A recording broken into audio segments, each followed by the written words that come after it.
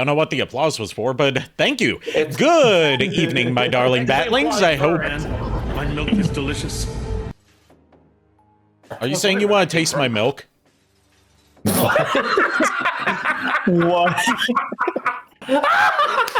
And we're off to a stream. At least it wasn't me this time. Time to make a disclaimer that this will be an R-rated stream. To be fair, I have a disclaimer at the beginning of all my streams when you click onto them that says contains mature content for ages 18 and up. I just can't restrict. There's no way on Twitch to restrict viewership to 18 plus. You can only put that disclaimer on there.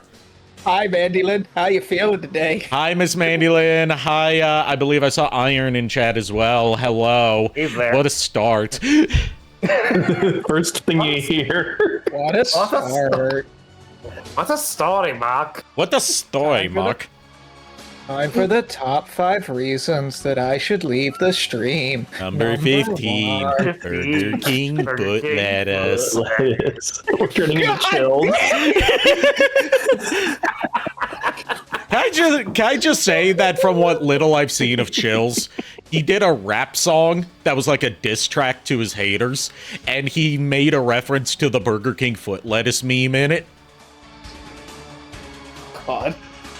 He has a bar in it that goes, "I got the foot lettuce, you got a foot fetish." Oh, God. I used to watch him all the time while playing Minecraft, of all things. It was just something to have in the background and listen to while playing Minecraft.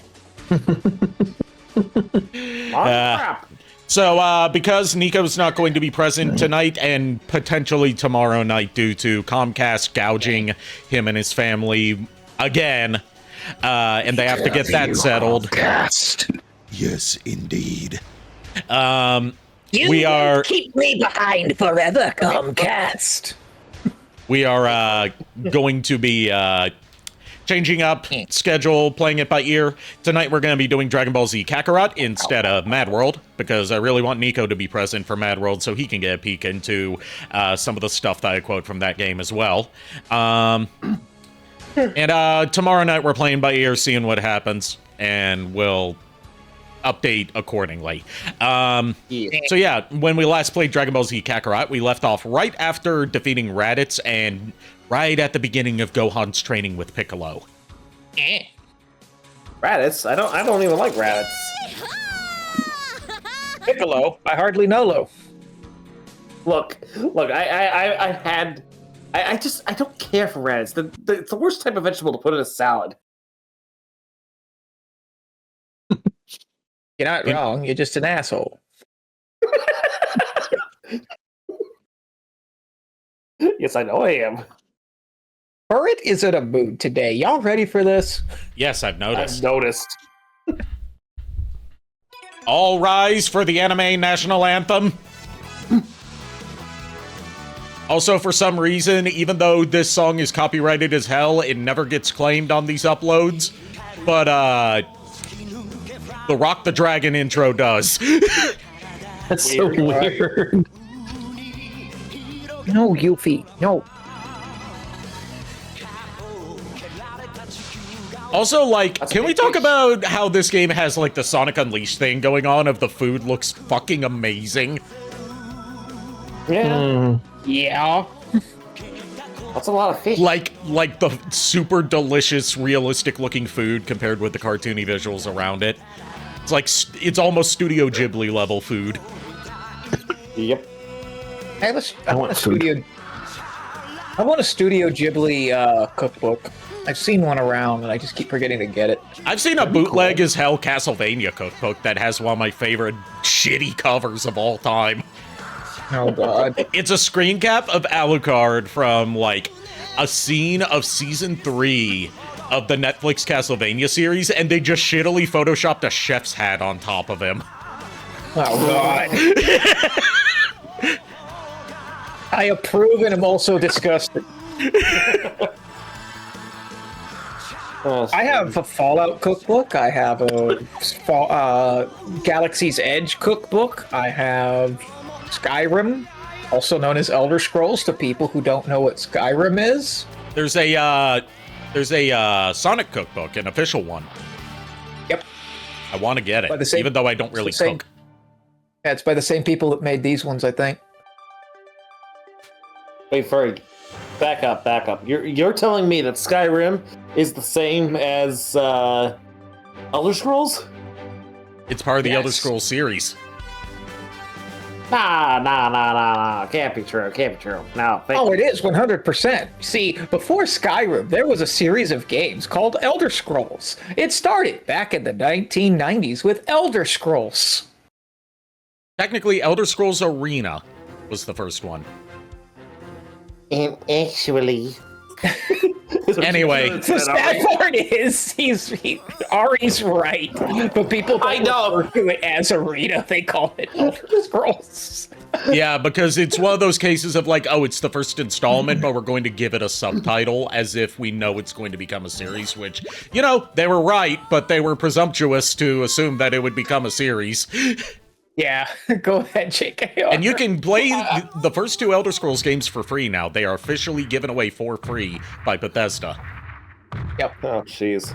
Anyway, go ahead, JKR. I was just gonna say, and actually is what you should have said, Ari, and then followed up with that. Yeah, but I didn't feel like it. That's fair.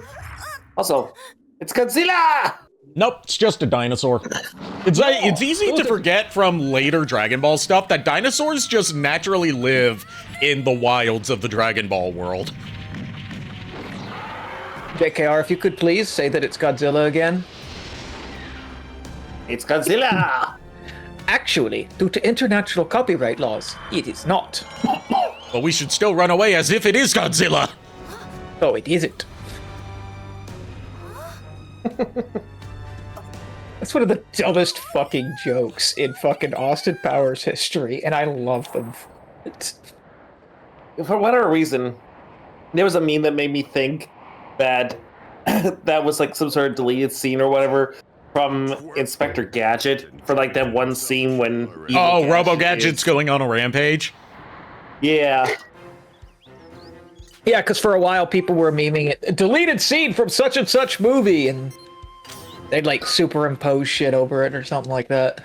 They would Yeah. like cut from the scene where Robo Gadget is doing his whole rampage, and they'd splice in the scene where it's like, "Run, it's Godzilla!" You know, wanna see as me much shit is. You want to see me shoot down a pterodactyl? Oh fucking yes, I do. Reduced to this. Here you go. The things Christopher Sabat is paid to say. Yep. What was I saying? Well, JKR was saying something. No, he was talking about the Robo The Robo Gadget thing from the Inspector Gadget movie. Never beat me. Yeah, and that's what led into you saying something about the meme for it. Well, no, I was gonna say as much shit as they give, like the live action, as people like to just narc on the live action Inspector Gadget. I actually fucking enjoy it just for like how hammy it is. It's such a like is just so stupid, even by like Inspector Gadget standards. Not that Inspector Gadget was like, you know, some deep cerebral thing, but like it's so fucking stupid that you can't help but laugh at some of its jokes, not because they land the way they were intended, but more so, dear God, this actually got approved. I also love how they give Mr. Claw or Dr. Claw an origin where a fucking bowling ball lands on his hand after being launched out of his own car in an explosion. It wasn't Claw's car that it launched out of. It was out of Gadget's car when he blew him up. So it's like basically the two created each other. Pretty much, yeah. They also basically just, you know, they finally bit the bullet and said, yeah, Inspector Gadget's basically just RoboCop. Yeah. Except But for kids. Yeah, for kids and a lot more dim-witted. My kid's Don't worry, Chief. I'm always on duty. Which is hilarious because for the longest time, people kind of thought RoboCop was a kid's movie until they realized, oh God, no, this is not a kid's movie. It's that people, like, unsuspecting parents would have thought it was a kid's movie because they were selling, like, kids' toys of RoboCop. Yep. And there was a two cartoon series for RoboCop. Yeah. And a live-action TV series in Canada. Oh, Which yeah, was actually really good. I forgot there was Go a ahead. show for. I forgot there was a live-action TV series. Uh-huh. 'Cause You I- can like, watch I it on just Prime saw for it. free. Yeah, like that's what caught my attention about it. It was like I saw it was on Prime, and I was just like, oh, and then I forgot to watch it. I would say, like, Inspector Gadget 2 was the one with evil RoboCop, or evil... I haven't the seen evil Inspector Gadget, Gadget. Inspector Gadget 1's the one with Robo-Gadget. Inspector Gadget 2 is the one with, like, the female counterpart to Inspector Gadget. Oh, yeah. Yeah. It was the one that was direct-to-video, and they were so low budget that they couldn't get Matthew Broderick, so they had to get French Stewart. Which, okay, Trash like what I was about to say was, god-awful movie, but I will say French Stewart was actually kind of brilliant casting for Inspector Gadget. Just shame he had terrible direction. Yeah, like I was gonna say, he was actually a better Gadget than Matthew Broderick, surprisingly enough. Well, it's Like, because he could do the damn Don Knotts voice. Not Yeah. Don Knotts, Don Adams. Don Adams. Yeah. Don Adams. I know nothing. Anyway. Nothing. Yeah, he could actually do a good Don Adams impression. The problem was he just had terrible direction to go off of. Yeah, like from what I remember is in that movie they depicted Gadget to be a lot dumber than he actually was. I'm like, yes, he was dumb, but he was never that dumb. He is what's known as idiot savant. Yeah. Like, he's a dumbass. But you Oh. can't help but root for him because you know he's going to do some stupid thing that's going to make him win. Yeah, he stumbles his way into victory. Yeah. When 9 times out of 10, it was Penny who actually solved the cases, but Gadget took all the credit Yeah. because he was none the wiser. Wasn't the first movie Michelle Trachtenberg as Penny? I have no I don't idea. remember. I don't know. I don't know who that is. Yeah, sorry for it. That's beyond She even was- me. She was, fuck. She was fuck? Fuck. I would say yes, but she also passed away last year due to Oh. a drug overdose, so... Oh, I'm trying to think of a movie she's from that you guys would probably know. I doubt any of you guys watched Harriet the Spy. Nope. I know of Harriet the Spy, just didn't watch it. Yeah. She was also Buffy the Vampire Slayer's little sister in the TV series. Never saw yeah, Buffy the right, Vampire Slayer. Yeah. Ha! If you've ever watched Robot Chicken, she was the voice of the screaming gummy bear. Oh, okay. I know that one. Yeah. Like, that's what you know. Yes, of all things, that is what I know her for other than Penny. Most people don't realize that's her either. Everyone assumed it was what is her Mila Kunis. Mila And you Kunis, find yeah, out because no, it Mila was- Kunis is a recurring voice actress on that show. energy from this Yep. thing is And then you find out, no, they brought in Michelle Trachtenberg for this one fucking sketch.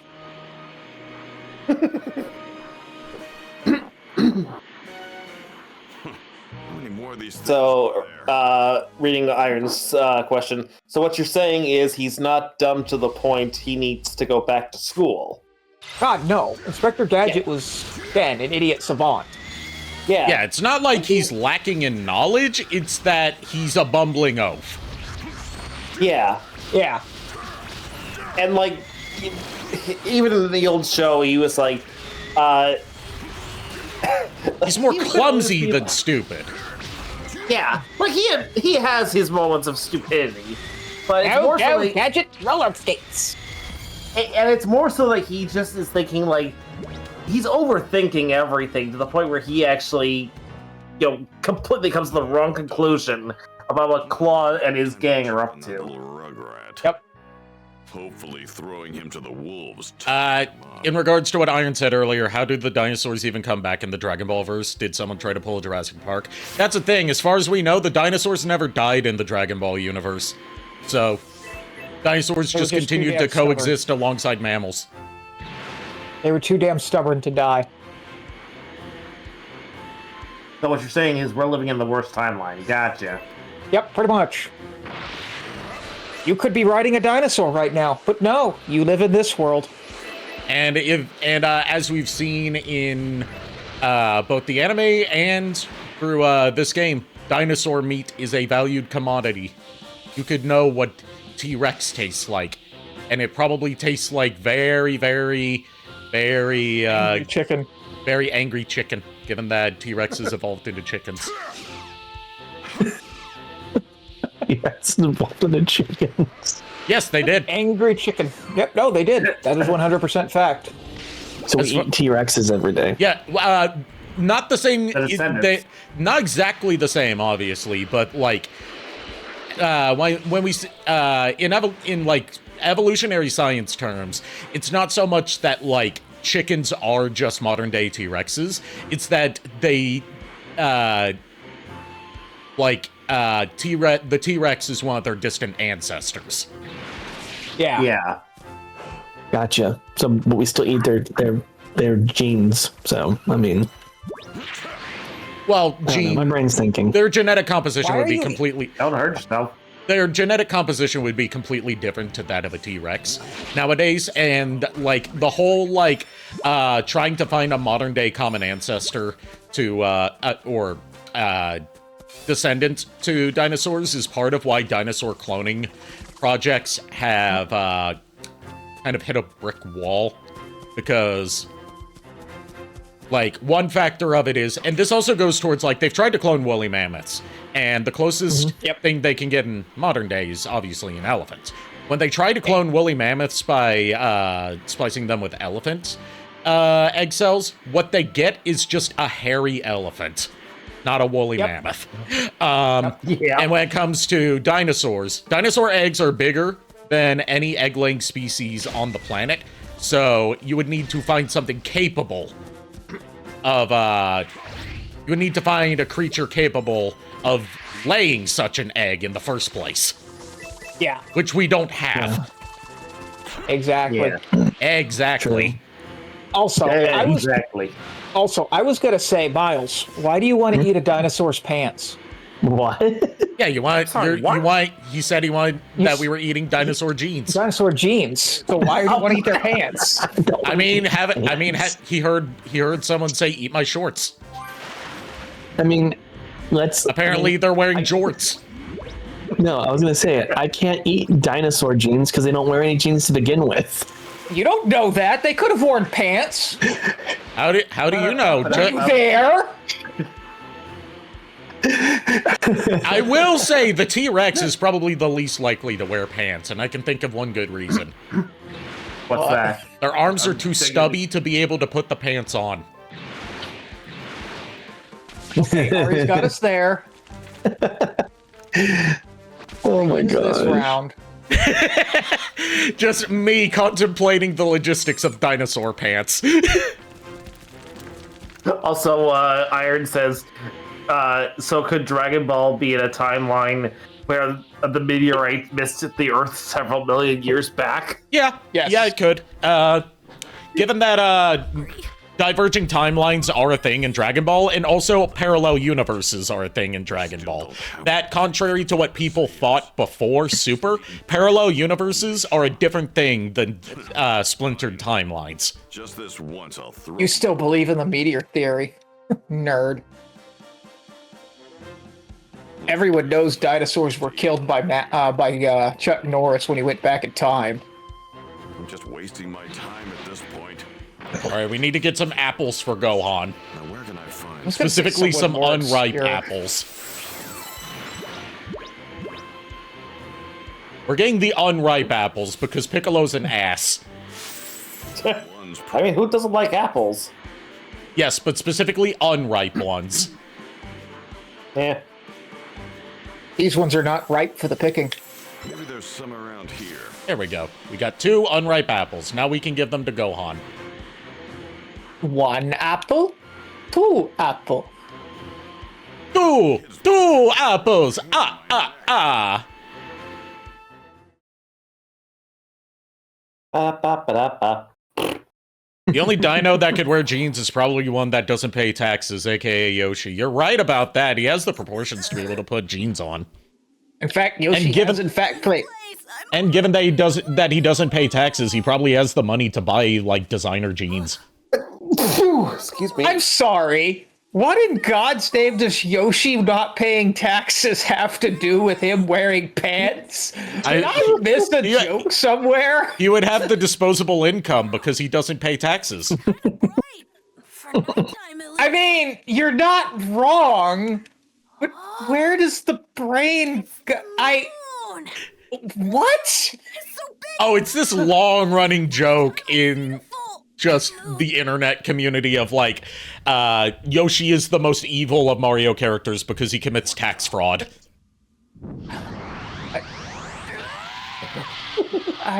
You know what? There's no context for it. It's just someone said it one day and that became a thing that stuck around as like a fan perception of Yoshi. I'm sorry.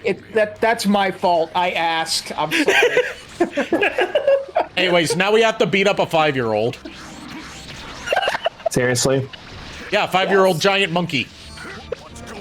We hear it, Arikado. We here at Castle Orlok do not condone child violence. We do, however, find it hilarious. Just the fucking transition. We're talking about Yoshi paying taxes, and then somehow we have to beat up a 5-year-old. God damn it! Why? You're welcome. Didn't you need this today for it? A little bit, yes. For it? What has this turned into? Typical Arikado stream. No. I don't know, but I just remembered I forgot to check the turnip prices at Animal Crossing.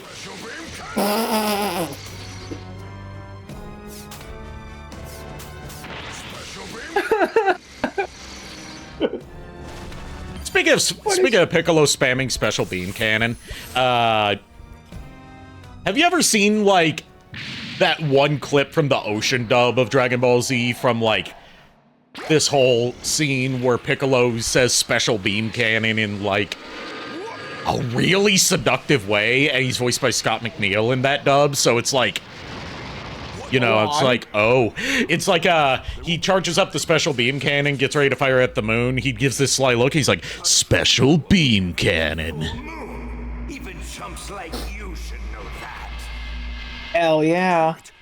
Also, you need to see from the later Ocean dub, the one that we didn't get in the US, that only aired in Canada and Europe,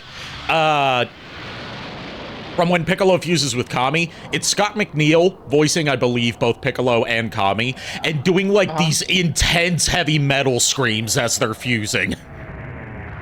That go on for, like, a minute uninterrupted. Dude has got some lung capacity. I mean, yeah, he did. Or in TFS, he just yells, Moon! Well, Isn't he retired now, Scott McNeil? Scott McNeil, no. Who would have imagined? He still does stuff. He's still voice acting. It's just that a lot of the stuff is like, you know, either direct-to-video stuff or airs for Canadian TV. Now, Huh. like if I there's miss one Canadian thing, TV. clothes and a sword. there's one thing I'm gonna get Scott McNeil to sign whenever I get the chance to meet him You're on your own. is my copy of Mask of Light.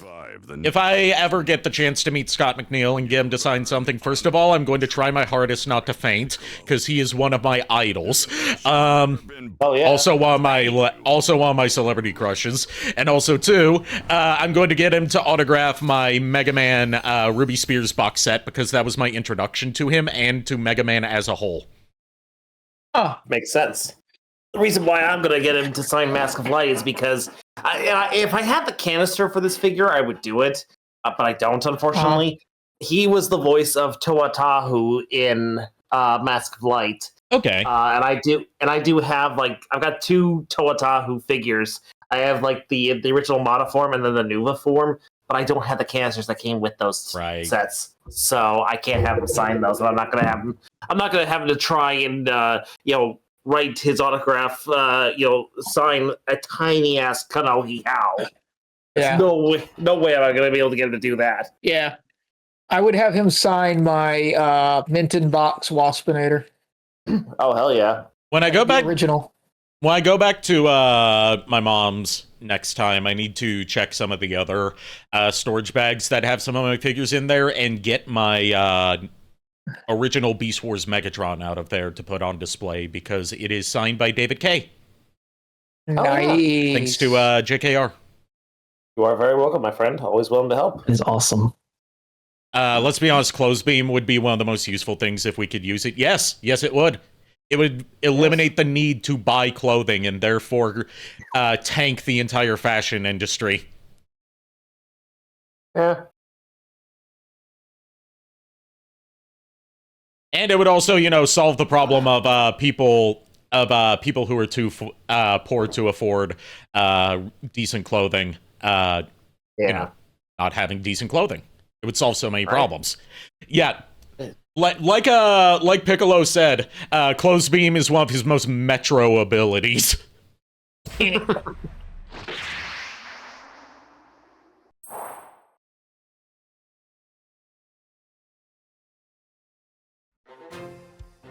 Piccolo leaves Gohan on his own and several months pass. Motherfucker, you let the poor child alone? Yeah, he leaves him alone for a year to learn how to survive on his own before he actually starts the training. If I only eat fruit, Yep. I could really go. It's like, first, before I train you how to fight, you gotta learn how to live on your own, live off the land in case you're stranded, I guess. In the anime, in the non-Kai version of the anime, they add like a whole 20 episodes of Gohan's misadventures during this period. Oh wow. Because I really went all out on this shit. there's so much filler in the original version of Dragon Ball Z because the anime was being made at the same time the manga was still getting new chapters. So anytime they started to catch up to the manga, they would have to make up new stories to pad out time for Toriyama to write more of the story. Oh wow. It's kind of the same with what happened with Sailor Moon. That's just typically how anime based on manga does it, unless it's like a manga series that ended a long time ago. Even One Piece has had that problem at times. Yep. Yeah, I've noticed. Yeah, However, they're... Go ahead. Go ahead. No, I was going to say they're not going to have that problem anymore. Yeah. Yeah. What the? Yeah, I was basically gonna have you say it because I know you're the One Piece expert here. Was a kid. You definitely were. I mean, I did leave my compass behind. Are you It's only going to slow me down. his kid or something? Yeah, my name's Gohan. And then Ari got copyright struck for the first 2 lines of a One Piece song. Oh, Man, must be. I joke, but for the longest fucking time, they were super fucking defensive about that song. She kept going on and on about how you were kidnapped and needed. Like, they were having people take their covers down off YouTube for a while. Leave me alone. Oh jeez. So that's why I'm out here. Yajiro, Like, nah. can we talk about how this game's interpretation of how Gohan learned how to hunt animals implies that Yajirobe knew where Gohan was during this whole period and could have easily brought him home, You're having some but trouble. chose not to, and chose not to tell anyone, especially Chi-Chi, that her son is safe and sound. To be fair, and hear me out, oh, it's Yajirobe. what you It's Yajirobe. You can't count on him for much unless it involves sensu beans. Look, little dude, if I Or climbing up Korin Tower. it's gonna kill me, You know what? Duly noted. And ignored. I'll turn you into a man. Yajirobe is kind of a dick. Let's all be honest. Fun fact, the whole reason that Yajirobe was introduced was specifically for the Dragon Ball anime, because, in the Japanese version, Yajirobe and Krillin are voiced by the same actress. And, at the point where Krillin was killed off for the first time in Dragon Ball, that was a huge, shocking upset. Yeah. And Toriyama kind of felt bad. That Krillin's voice actress was now just not going to have a character to play until that arc was over. So he wrote Yajirobe to be a new character just for her to voice. Aww. Nice. And yet he still somehow fucking forgot that launch exists. Yep. This is how you do it. All right. Prepare my forces for launch. Just No, not lunch! Launch! time. Catch 3 deer. Find some deer near trees. So we're hunting deer. I love how it's like that's immediately what you follow up the whole no, not lunch, launch with. God damn it! I know it was completely random, but it's just like hilarious because I know it showed up on screen. It's just funny to me. They run away if they see me. Well, yeah, deer do tend to run away. Anyway, this is how you hunt. You just run up to them and punch them. Oh dear. And they poof away, and you get their meat. Yes, because otherwise it'd be too graphic. You can't have graphics in this. We can't have graphics in this video game. I joke. Text adventures are a thing. God damn it! Yeah. Oh, you don't want to play Zork one of these days for a point-and-click adventure day. Got it. I suck at adventure games, like Dude, text I adventures in particular. Yeah, I legit tried to play Zork the other day just to see if it would work for a stream. I couldn't get past the first goddamn screen. Did you get eaten by a grue? No, I literally took about 30 fucking minutes trying to figure out how to open a goddamn mailbox. Yes. But Shit you not. Yeah. I typed in every possible thing I could think of. Open mailbox. I don't know what that means. Search mailbox. I don't know what that means. yeah, Look, that's the mailbox. barrier to entry that keeps me from playing old text adventures. Is that their text parsers are really specific and only know like a very limited set of phrases. That guy's To be fair, space quests and games like that are a little bit easier because you have something of a visual. Yeah. I really wish I could. But I get like the old, like there's no visual text adventures being like, yeah, no, I'm good, dog. Yeah. The only ones I've consistently been able to get some enjoyment out of, and it's mostly because they're just really short and like have one easy solution, is the Thy Dungeon Man series from Homestar Runner. You can't get ye flask. Why can't I get ye flask?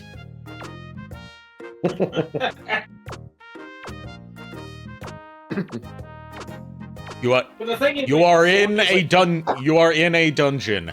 You see a flask. Obvious exits are north, south, and Dennis. Dennis. Oh God, Word. that would be hilarious if Niko were here. No, what was I gonna say? Words? I forgot. Yes. No, Zork was like the first Zork in specific was like notoriously bad about being like you had to know exactly what you needed to input. Yeah. Yeah. And that was before the interwebs. Several more months pass since Gohan ran into Yajirobe.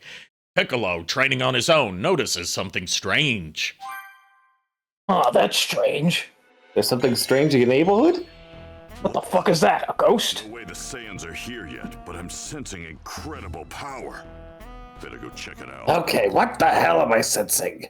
Turns out Launch made breakfast again. Fuck. Goku, You know, the funny thing is, I'm pretty sure Piccolo hasn't met Launch. no sign of the Dragon Balls. This Piccolo, you're right. I mean, yeah. You're right. They met in this game.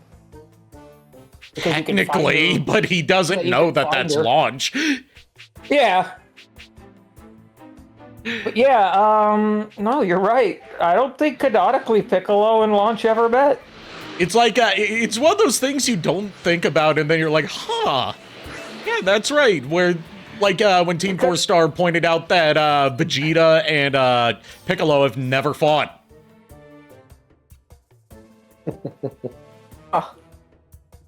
Neat. You're right. Like We've it. never fought. That's so weird. Isn't that weird, Black Man? Yeah, almost as weird as what's gonna happen if you call me that again.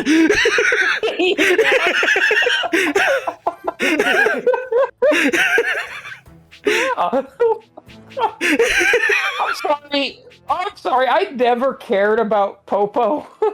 They made Popo iconic. All right, maggots. Time to learn the pecking order. And, like, the whole reason that, they decided to make Popo this, like, eldritch, otherworldly, nothing is stronger than him being is all down to one scene that's just kind of played as a joke in the Boo saga, where, like, Goten and Kid Trunks, wake up, on the lookout, and they don't know where they are because they've never been to the lookout before. And the first person they see is Mr. Popo, and they both go Super Saiyan and start fighting him because they think he's one of the bad guys. And he manages to not defeat, but, like, parry and hold off 2 Super Saiyans at the same time. Looks like someone wants to die. And it's like, huh, Popo's stronger than we thought he was. And there's also the part in his introduction in Dragon Ball where Goku fires a Kamehameha at him and he just swallows it. I also remember a bit of foreshadowing that I don't know. I'm sure Ari's picked up on it, but the others, I don't remember if you guys picked up on it. But like the whole all these squares make a circle joke was leading to Cell creating the arena, and at one point all of the squares made a circle. Yep. Oh, well, yeah, that's not foreshadowing. That's a callback. The original all these squares make a circle is more so a joke about how the lookout is entirely made out of square tiles. Okay. And it's a big circle. But yeah, I did notice that. It was they said that Cell said the same thing that Popo did. Like you knew Yeah. I was nearby. I thought it was foreshadowing because he also mentions a terrible being when he's going on his rant. Don't think for a second that I've started trusting you. To me, I thought he was talking about Cell. I'll defeat you here and now if I must. What? You think you actually stand a Speaking of, one of the things we might do tomorrow night if we can't do D&D is we might do some more Dragon Ball Z Abridged stuff. He instructed me to return to the Well, that works. and further polish. Yeah, I like that idea. by sparring with How's that sound to you for it? your opponent. We'll see how I feel. No better opponent Yeah, than if you're you. up for it. Let me show Yeah. you. If not, I'll have some stuff on standby. Sounds good to me. I could use the entertainment. I'll play it. Which reminds me, I do need to run something by you later, JKR. Okay. You fought Goku in the World Tournament, didn't you? One of those, while it's in my head, I need to get it out things. Me at his best back then.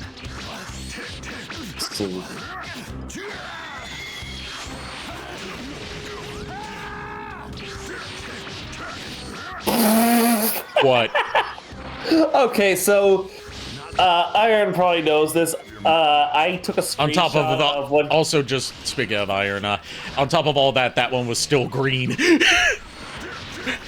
Yep. But yeah, I took a screenshot of Iron's message in the chat saying that the only dino that could wear jeans is probably the one that doesn't. It's probably one that doesn't pay taxes, aka Yoshi. Yeah. Of course, since we have a Mario in the castle, I had to ask him. Can you confirm this? Iron's calling him out. So, DBY responds to this saying, Yoshi is well known for tax evasion and could totally rock a pair of Levi's. So it's canon. The thing is, though, it is canon. Yoshi has 100% worn pants in before. I will not be gaslit out of this. This is not a Mandela effect. Yoshi has worn pants. Key blasts. Asking? I mean, I'm only asking because I don't know. I don't really pay that. I'm not familiar enough with like all the games Yoshi's appeared in to be able to say one way or the other. I want to say it was in one of the animations. Oh, in one of the cartoons then. I'm going to eventually defeat you. Also, I found out, JKR, we actually do get MeTV down here. You just need to have an aerial antenna. Oh, okay, cool. Well, technically, don't you get BTV anywhere? Seeing as how, it's your TV. I'll go to the timeout corner, I'm sorry. Not gonna dignify that with a response. Power is amazing. I'll just go sit in the timeout corner, I'm sorry, guys. Oh, God. Oh, we get a side quest with Chaozu. Who wants to voice Chaozu? Chaozu is preparing for the coming battle with the Saiyans, but something's got him worried. I need an adorable voice for Chaozu. Give me a minute. Telekinesis training. It's like the most adorable voice I could come up with. Let's do this. What do you want? Spit it out. Take this. What the? Paralysis! Ugh. Why you? I don't know what you're trying to pull, but you're obviously willing to throw your life away. Hey, Stop! What? Sorry for not warning you earlier, but Chaozu's just testing a technique to use on the Saiyans. We're going to need his power in the fight ahead. Don't be ridiculous. What good is a small fry like him? Release him, Chaozu! Give me a break. This technique's not enough to contain me. You're about to find out just how strong Chaozu really is. Aww. But Kian, I... Don't worry, I'm going to fight too. After all, you and I are a team. Each of us is powerful because we support each other. Let's show this creep what the two of us can do. It's not picking up well. Oh, okay. Idiot. Good to know, because that's a voice I was going to use for something. Alright, I'll have to work that out. I'll be pushed to talk anyway. Yeah, I am going to BRB because I'm going to go see about claiming what's left of the chocolate pudding in the fridge. Okay. Chocolate pudding in the fridge. Stu, what are you doing? Making chocolate pudding. It's Pudding. 4 o'clock in the morning. Why on earth are you making chocolate pudding? Because I've lost control of my life.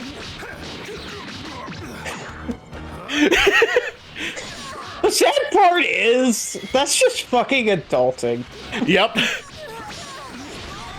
Like, I saw a meme the other day where everyone, like, it was like all four of the dads were like in a pool, and it says, the sad part is when you were a kid, these were just adults. Now they're your friends. Yep. The funny part is they're supposed to be like baby boomer aged adults, and yet we relate to them more than we relate to like the millennial aged interpretations of them from the Rugrats reboot from a few years ago. Also, I am both astonished and terrified at how good of a Dee impression I'm able to do. You know what astonishes and terrifies me? What's that? A couple of ASM artists that I like got together and did an ASMR reenactment of Stu Makes Chocolate Pudding at 4 a.m. Oh, God. Complete with costumes. Oh, God. No.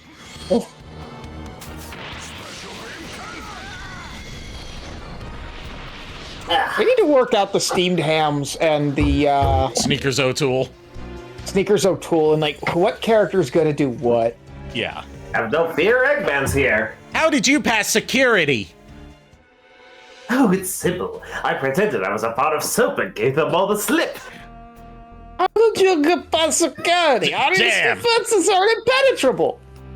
Huh. No surprises there. Give me a break. That was a wasn't lot. much of a fight. Weaklings like you are just going to be cannon fodder for the Saiyans. I'm sorry, Tien. If I weren't so weak. No. Don't give up, Chaozu. We've still got a lot to do. We have to train hard I and got a thing going on and okay. we have to train hard enough to beat the Saiyans and show everyone we're not to be taken lightly.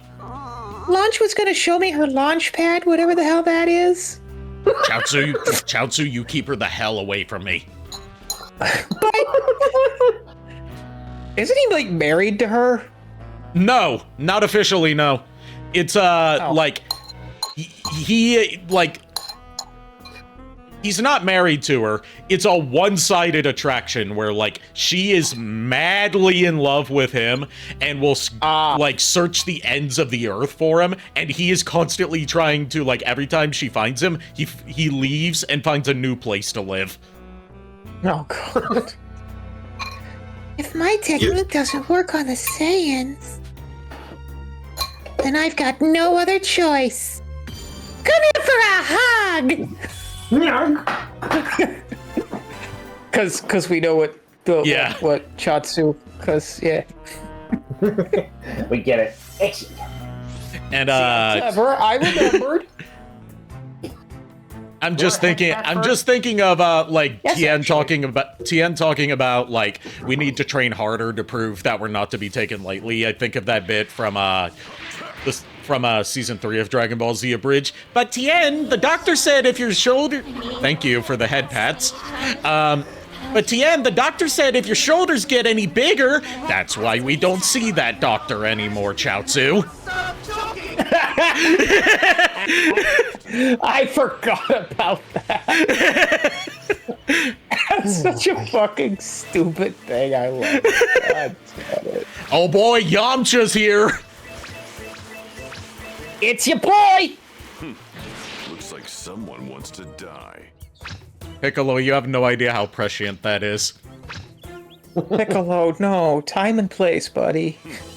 Looks like someone wants to die. We heard you the first time. He poked you in the... Looks like someone wants to die. Piccolo? From you, huh? Oh.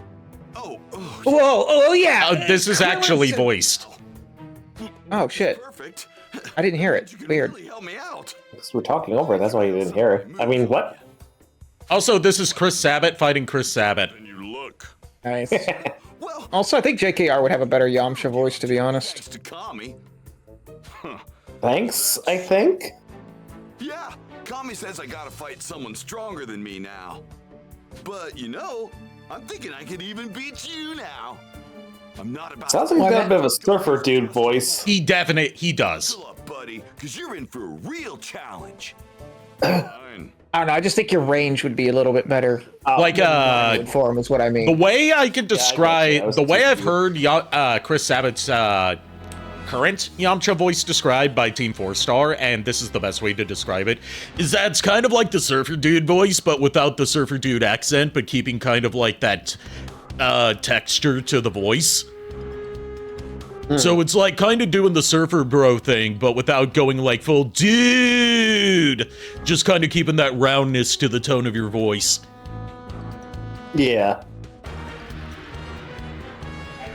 And that's basically the same thing that Kyle Bear does for Adult Gohan. I should know. I asked him. I asked him how he came up, like how he comes up with voices. An example that he gave at the panel that he hosted that I was at was when he came up with the voice for Adult Gohan. He started off with like Bill and Ted, but removed the surfer slang from it. Nice. He also instructed me during like a lightning round of you know, bringing people up to the front of the panel room to like spout off different lines with their best take. He had me do a Hadoken Nice. because he also voiced Ryu from Street Fighter. Nice. Nice. Awesome, you gotta do that. It was very nice. Yep. What's going on? I should be better than this. You're not too bright, are you? Oh, Think I was sitting around doing nothing while you were training? Train Yeah? all you want, but it's never gonna be enough to beat me. Oh man, maybe Oh. burn. That's fired. don't feel too bad. You're still alive, aren't you? That's something. Oh boy, Piccolo. Different approach to your training. Come on. Don't count me out just yet. I've got what it takes. No, you don't. no, you don't. Trust me. You, in fact, do not. Whoa, this power is amazing. So, you wanna know one of the things I've noticed about Yamcha from, like, you know, going back and watching Dragon Ball from the beginning for really the first time? Back when he actually used to use his Wolf Fang Fist move as his signature move, instead of just using, like, key attacks, Wolf Fang Fist almost never started out with a punch as part of its combo. More often than not, it started out with a series of kicks. Wait, seriously? Yes. Also, speaking of old school Dragon Ball, Pilaf Gang is over here. Huh. Beat him up. I guess I'll do my. They don't really have a thing to do over here. It's just like you encounter them every now and then on the map. And they do have a side quest tied to them, but it's way later. Okay. Kill them. Hey, Shoo! Mai! Get in there! What? But there's a dinosaur. I can't do it! Hey, Who the heck are you? Get out of here! Yeah, they have a whole side story going on as this whole thing's happening if you check in on them every time in the map. Honestly, that's awesome. And also, we've got Turtle over here, is lost again. Not again.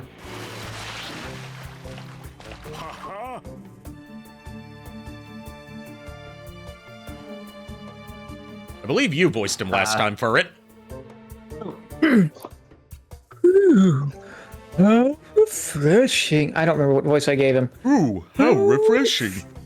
Oh, refreshing. Glad I read that wrong. I'm glad I was able to find some water. No more mushroom picking for me. I thought I'd try some bamboo shoot picking instead. And then I remembered I'm a goddamn turtle and I don't have thumbs. But I seem to have gotten lost. Oh well, I'm not really in a hurry to go back to sea. Oh, since you're here, you can have some of this. Iron says that turtle may want to move. You never know when a plumber might pass by. Listen here, you little shit. Now then, which way is the sea? And we got bamboo shoots. Like, every time I hear Turtle's official dub voice, I just think that sounds wrong because I'm so used to the Team 4-Star voice for him. There's a few characters in the official dubs that are like that. But it's like, Krillin for me now, thank you. yeah, Krillin, yeah. As much as I love, Sunny what's Straight. his name? Sonny Straight. Like, he does an amazing Usopp. But I can't hear Krillin now. Yeah. But like, with Turtle, like, it's not just, you know, the specific voice that's used for him, it's his manner of speaking. Where it's like hey, Krillin, what you doing sitting out here instead of sleeping upstairs with your girlfriend like everyone else? JKR deafened himself. I didn't hear him say BRB. Okay. We can't waste time. Hope he's alright.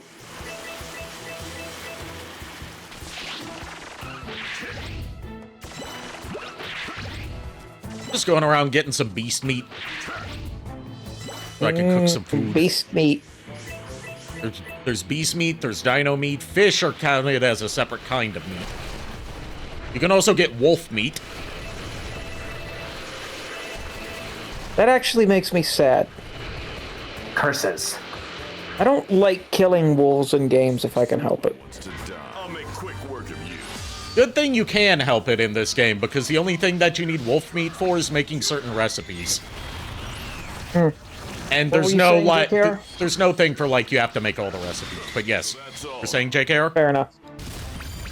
Oh, the reason why I had gone AFK is because I was about to try and clip the whole turtle thing, but Twitch is being stupid with me, and I can't seem to, I can't seem to even get the clip to play. That's even fine, though we can where get the it off hell the I VOD. am in the clip.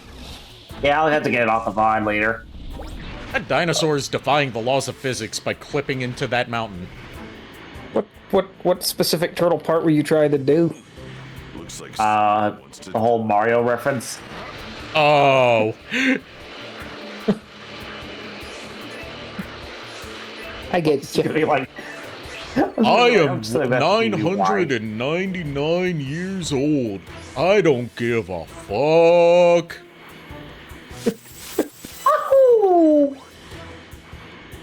Yeah, you were gonna send it to DBY. Oh yeah, of course I was.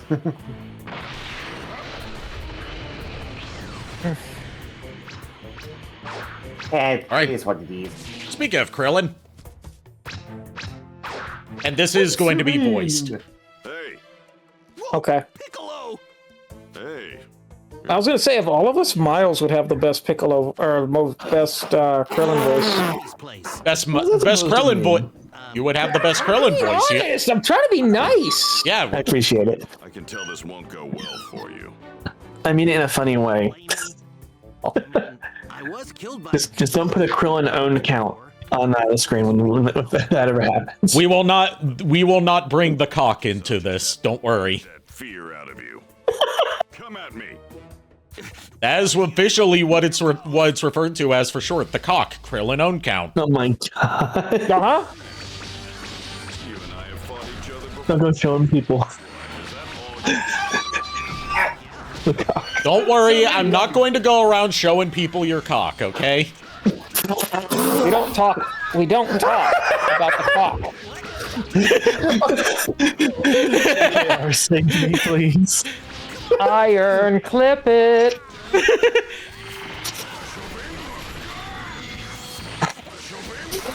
Save me, please. I'll think about it. I gave you a Megatron. You know what they say. Kami helps those who help themselves. I've never heard him say that, but okay. I'm just gonna summon Popo. That's the end of it all. Yeah, you think Popo can be summoned as if he's not the one summoning other people. He'd listen to you. You think. I can ask I mean, Popo he for help. Bribe him. Look. Miles thinks, therefore he is. You gotta bribe him with a gallon of LSD. He ran out of his last gallon. Thanks, I guess. I'm sorry. Keeps it in a milk gallon? jug. Something. I'm sorry. Yeah, a gallon. A literal gallon. Kept it in a milk jug. Second time, then you need to train more. Maybe I'll have more than just All these squares make a circle. All these squares make a circle. I'll show you. Do I need to get that as a fucking voice clip for the goddamn Yes. chat? Which means I'm All gonna right. get stronger. Just you wait. Get on it for it. No, I'm kidding. I can't right now, but remind me later. Yeah. I better see how the little runt's doing. Hope he's toughened up since the last time I saw him. Yeah, that's definitely breaking. Fuck. That's What broke? Stay out of here. Hold on. Yeah. Power is amazing. Ah, got it. I was messing with my original Fall of Cybertron Skywarp. I was trying to put like his Gatling gun things in his arms, and the like the ports that these things plug into are so damn tight that when I was twisting them around in his arm, I apparently was stressing the plastic to the point where it was about to break. I had to rip it out of there. Also, you said tight. Time to get down to business. I better hurry home. That's what you sound like. Thank you. That's you. He was talking to you for it. Oh. I was referring to Miles. Well, I was burped. You were going with your laugh. I was mocking your laugh. Wow, thanks for mocking me. What are you, a mockingbird? Ladies, Not a bird. ladies. A mocking bomb? Wait. But is the bird in question by chance the word? It speaketh the word. He bringeth the word to the masses, and his word doth be papa pa uma mau mau papa uma mau mau papa pa uma mau mau papa uma mau mau. Damn it. Well, everyone, we've just been copyright claimed. It's fine. It's cool. There's so many different versions of Surfin' Bird out there. Which one did we get copyright claimed by? Yes. Yes. Yes. Ari's impression was so good that yes. We got hit by every single one of them. Just watch like we think it's gonna be like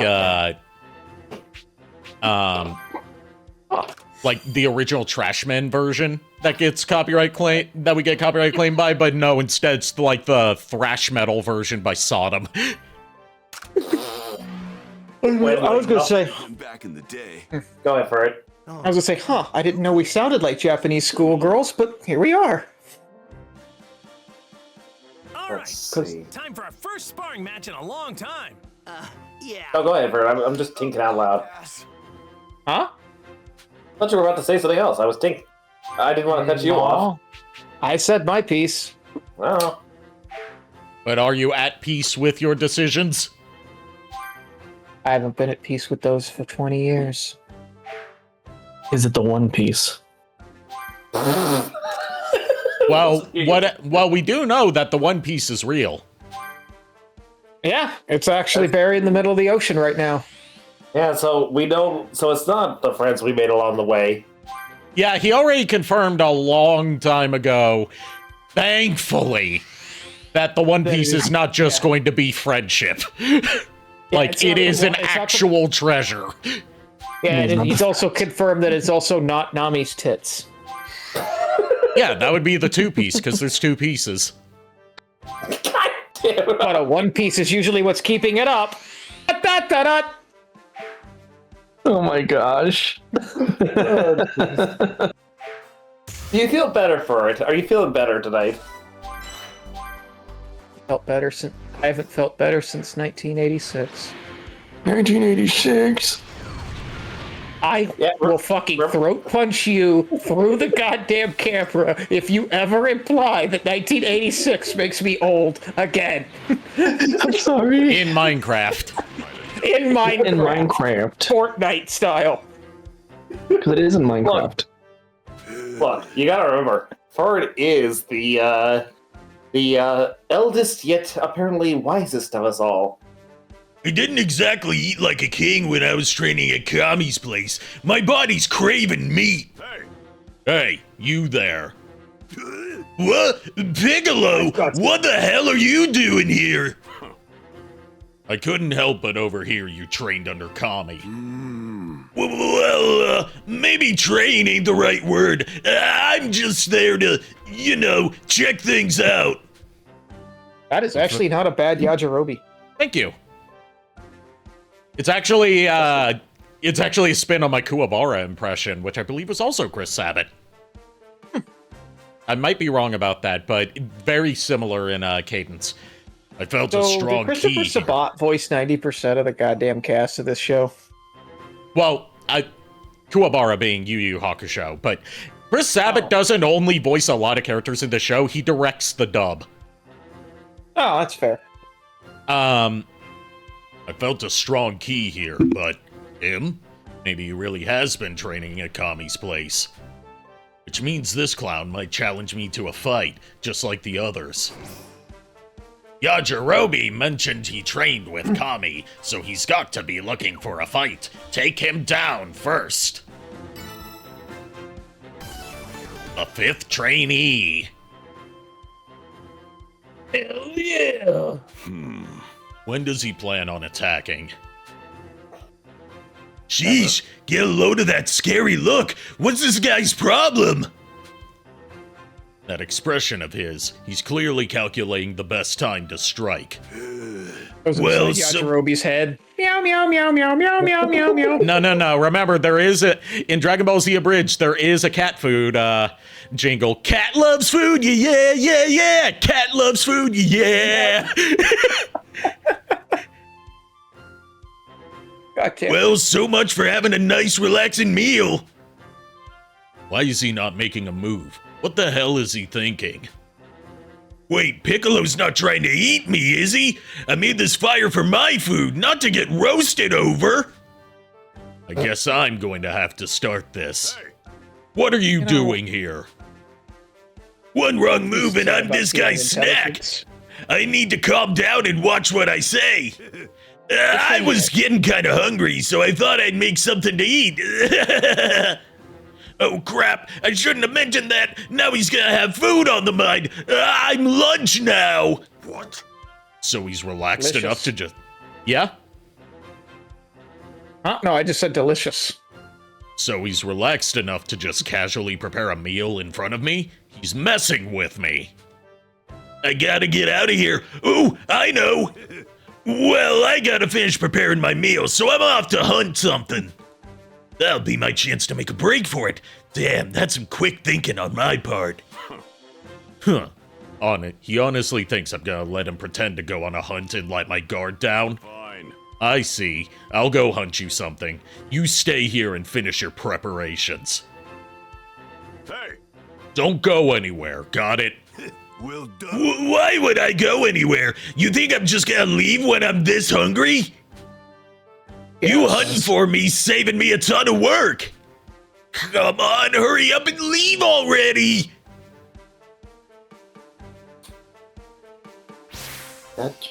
Do me a favor, Yajirobe, and do not speak to me the rest of this game. Like, I have a annoying story about my Kuwabara impression, okay? No. Back when Behind the Voice Actors used to have a casting call part of their site, there was a guy who was doing a casting call for, like, an audio drama that was like a one-shot crossover between Yu Yu Hakusho and Bleach. Huh. Ooh. And I auditioned for both Yusuke and for Kuwabara. And the director, like, the people who were organizing these casting calls could leave comments on people's auditions. He left a comment on my Yusuke audition saying it was really good, and that was the one I put the least amount of effort into. My Kuwabara impression, he's like, sorry, dude, you sound nothing like Kuwabara. Oof. Because apparently, the Kuwabara he was looking for was from the dub of the Yu Yu Hakusho movie that was not done by Funimation, but done by some, like, fucking third-party company that snagged the rights to the movies before Funimation got the rights to these TV series. So, like, he wasn't looking for, like, hey, you're a Meshi, I'm gonna kick your ass! And more like, hey, you're a Meshi, I'm gonna kick your ass. Wow. He should have at least stated that. And I'm like, why would you go with that Kuwabara instead of the one everyone knows? Exactly, yeah. Like, you know, part of me is like, kudos to the obscure pick. But also, if you're going for, like, fan service appeal of crossing over to franchises that people have, like, you know, done franchise crossover fan art of before, they're gonna want to hear the voices they're familiar with. Yeah, exactly. Meanwhile, my Yusuke was like, oh, Keiko, so you're not gonna kick my ass, Sam, are you? I promise I'll be. I can't even remember how I did it. This was like 15 years ago. I just did it on the spot. Not 15 years ago, but like a long time ago, a decade at least. If it makes it feel any better, Takuya still comes and goes. He's probably hiding and playing a sneak attack. What a fool. All right, you can hide all you want, but I can sense your key and find out where you are. Hey, Lulu. We have a Lulu in chat. Probably tuning in via her phone. Yeah, she does that. Yeah.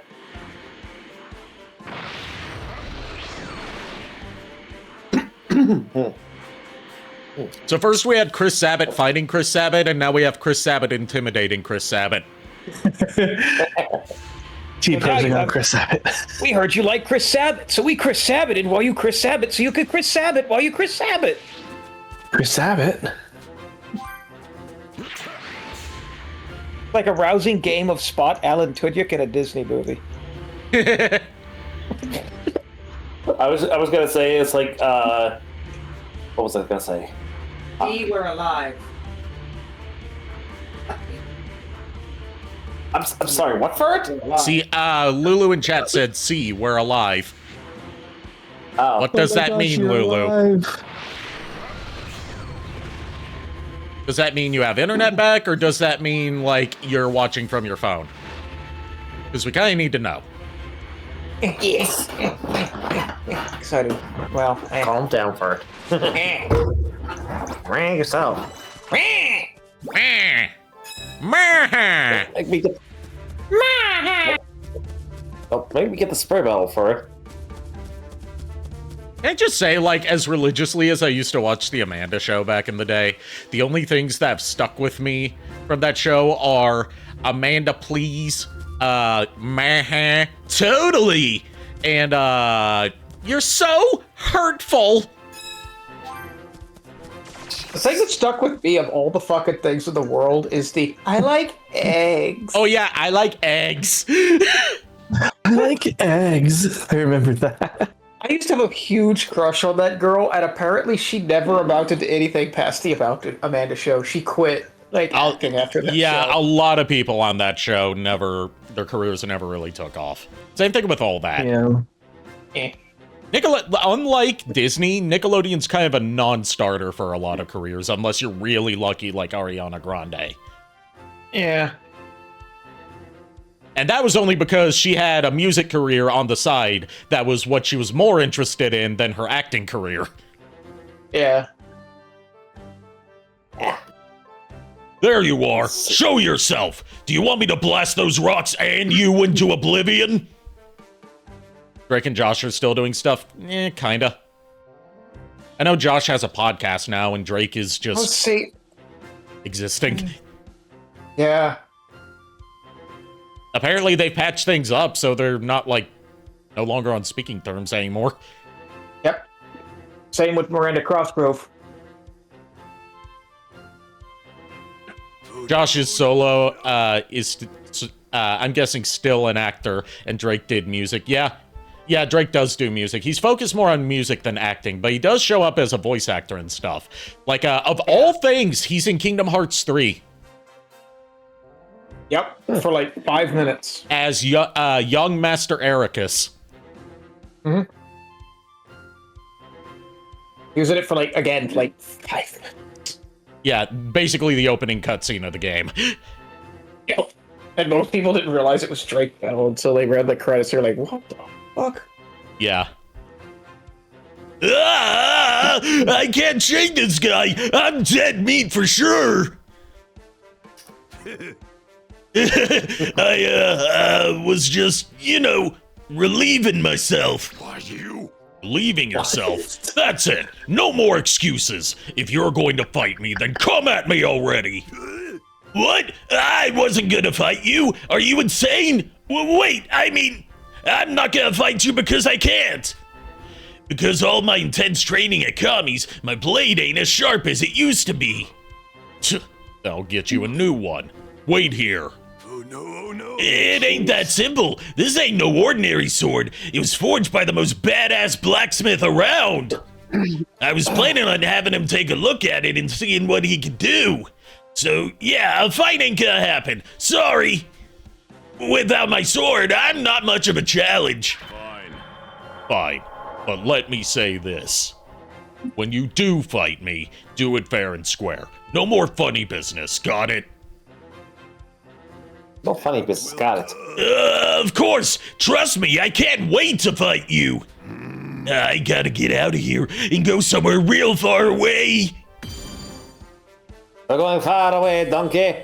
Far, far away.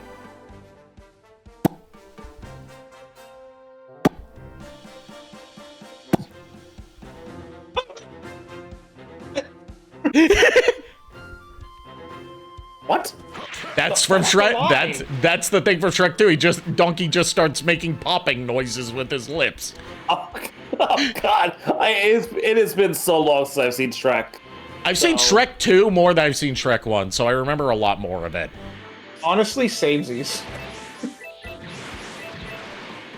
The sad part is the only fucking thing I remember from Shrek 3 is the most god-awful fucking performance. Well, first of all, the fact they got Justin Timberlake as the prince. Yeah, back when Justin Timberlake was trying to be an actor. Right, and like somehow he has the only funny line in the entire movie. And that's when he's running away from Shrek and he goes, "Help, there's a monster that's trying to relate to me." Like the only part of that movie I remember is that line. I mean, from what I've understood, Timberlake's not that great of anything. He's a great, you know what, he's a great performer when it comes to his music. He does great, like, music videos and live performances. I wouldn't say he's a great lyricist because he's a pop singer. Most of them aren't great lyricists because they're written by committee. Yeah. And whether his songs turn out good or not really depends on who's producing it. Right. I will say the first two Trolls movies were good. I mean, I didn't care for the Trolls movies, but that's just me. I didn't see them because I'm one of those guys that's like, hey, if something looks like it's going to be something I don't like, I just don't go see it. Yeah, I was kind of, roped into watching the first Trolls movie because my now ex-girlfriend, she loved those movies, and I'm just like, good for you. I can't see it. Miss Mandolin has something to say to you in chat. She got her half-beat order in, so she can start your cup soon. Excellent, Mandy. Yeah, sorry, I did see your message. I meant to answer, but got distracted.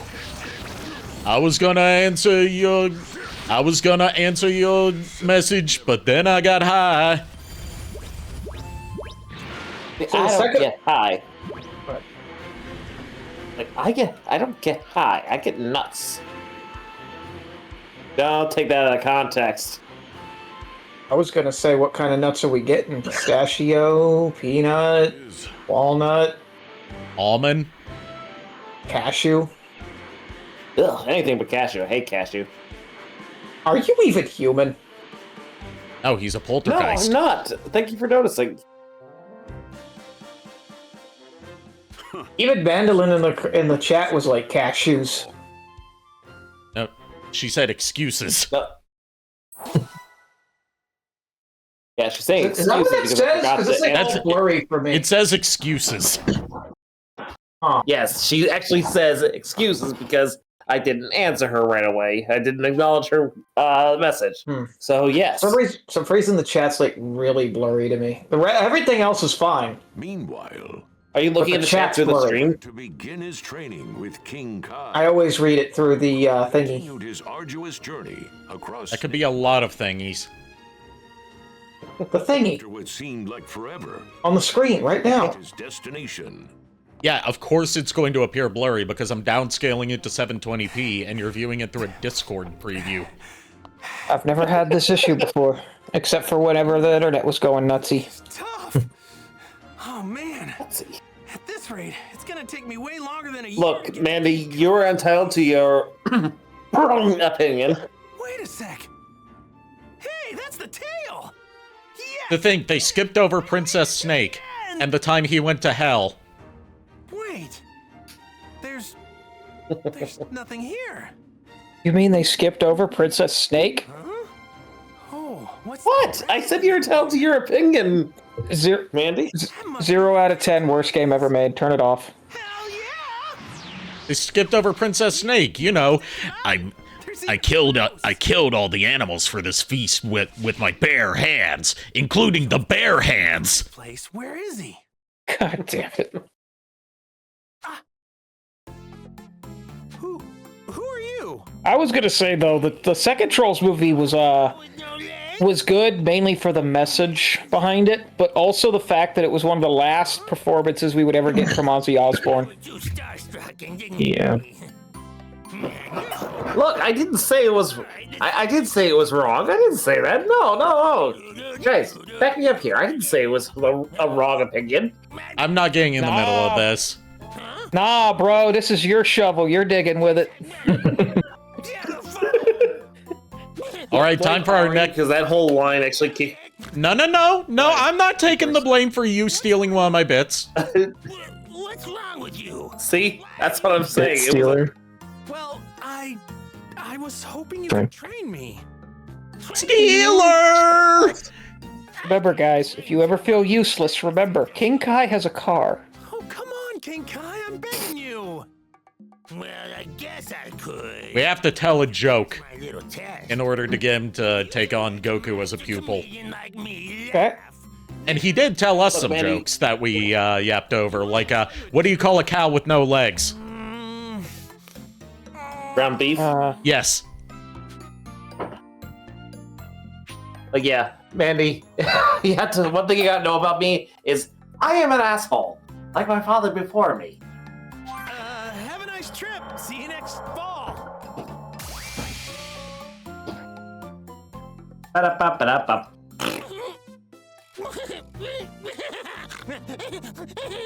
Also, this is Sean Schemmel talking to himself. I saw it. God damn it. You're pretty good. I'll give you that.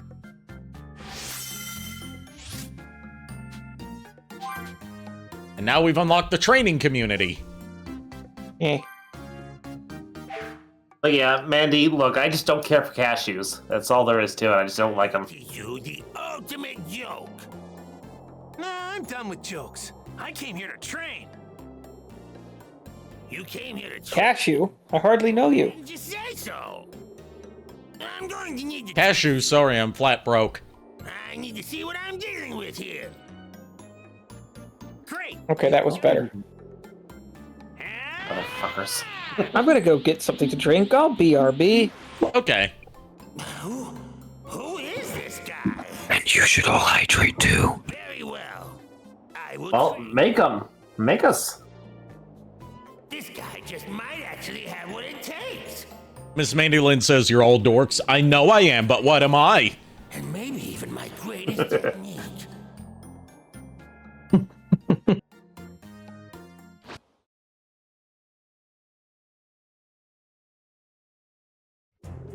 Hydrate, you bastard! Hydrate! All right, I'll hydrate again. Joke's on you. I'm just a figment of Arikado and Miles' imagination. But not JKR's, you're real to him. Fuck off. Mean, green Who's JKR? machine. You know, the figment of your imagination. Oh yeah. Sorry I brought him here with me, guys. Here today. Maybe I can hunt some dinosaurs in this area. I need to be careful. Oh boy, we're hunting dinosaur meat.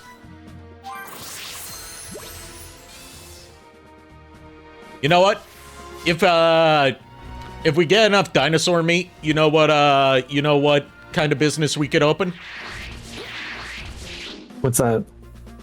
We can open up our own franchise of Jones Barbecue and Foot Massage. Oh gosh. Jones barbecue and foot massage. Better come down here and get some of this shit. Honestly, for a moment there, I thought that dinosaur had just one eye, but I can see it's actually two. They're just very close together. Where are all the dinosaurs? You just killed one. Where are the dinosaurs? He says as he kills one. Let's see. Were you from the nuts here? What nuts? They're nuts. They're nuts. They're not nuts here. Nuts. Nuts where? Someone said there were nuts here. Nuts here. Nuts where? Someone said there were nuts here. And it left me here.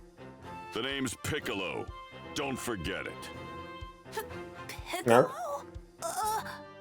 Wait a minute. He's not the same Piccolo my dad fought a long time ago, is he? One momento, I'll be right back. I'm gonna bet your dad told you about me. Which means you know just how terrifying I am, right? Oh, yeah. I remember him saying something about Demon King Piccolo being a really bad guy. All right, let's get down to brass tacks, shall we? All right, let's get down to business to defeat the Huns. Yeah. Yeah, Gohan, be a man.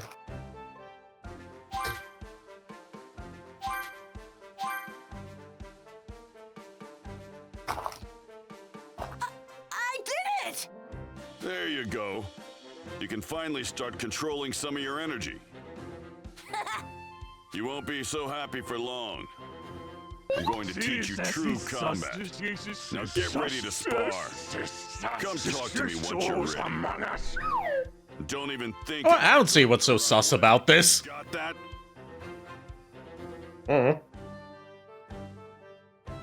You just have points that you want to spend, don't you? I think I'm gonna Pretty much, yeah. but I'm scared of sparring. Welcome back. Gohan can fly now. He can fly now? He can fly now. Fly now. I wish Mr. He flies now? wasn't He so flies now. mean. I'm as good as dead if this keeps up. As shit as the Star Wars sequels were, you got to admit they were pretty memeable. Yep. Yeah. Although I will there were still some sit things- on I will still sit on the die Die on the hill. I fucked up. Like, I was just gonna say, there are some things about the sequel trilogy that I liked, but as a whole, they were not that good. Like, I there was were gonna bits and say, pieces I- would- God, Go ahead. But No, you first. You first. no, I insist on you. Insist. No. Ladies. By all means, after you. I insist. Fine. But yeah, like. So anyway, there are some. Fuck off, Brett. Yes.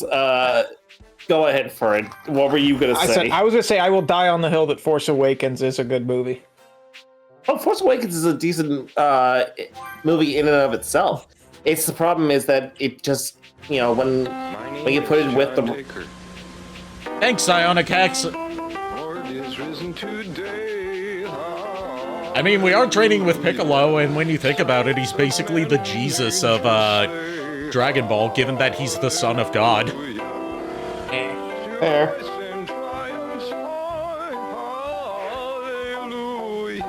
But yeah,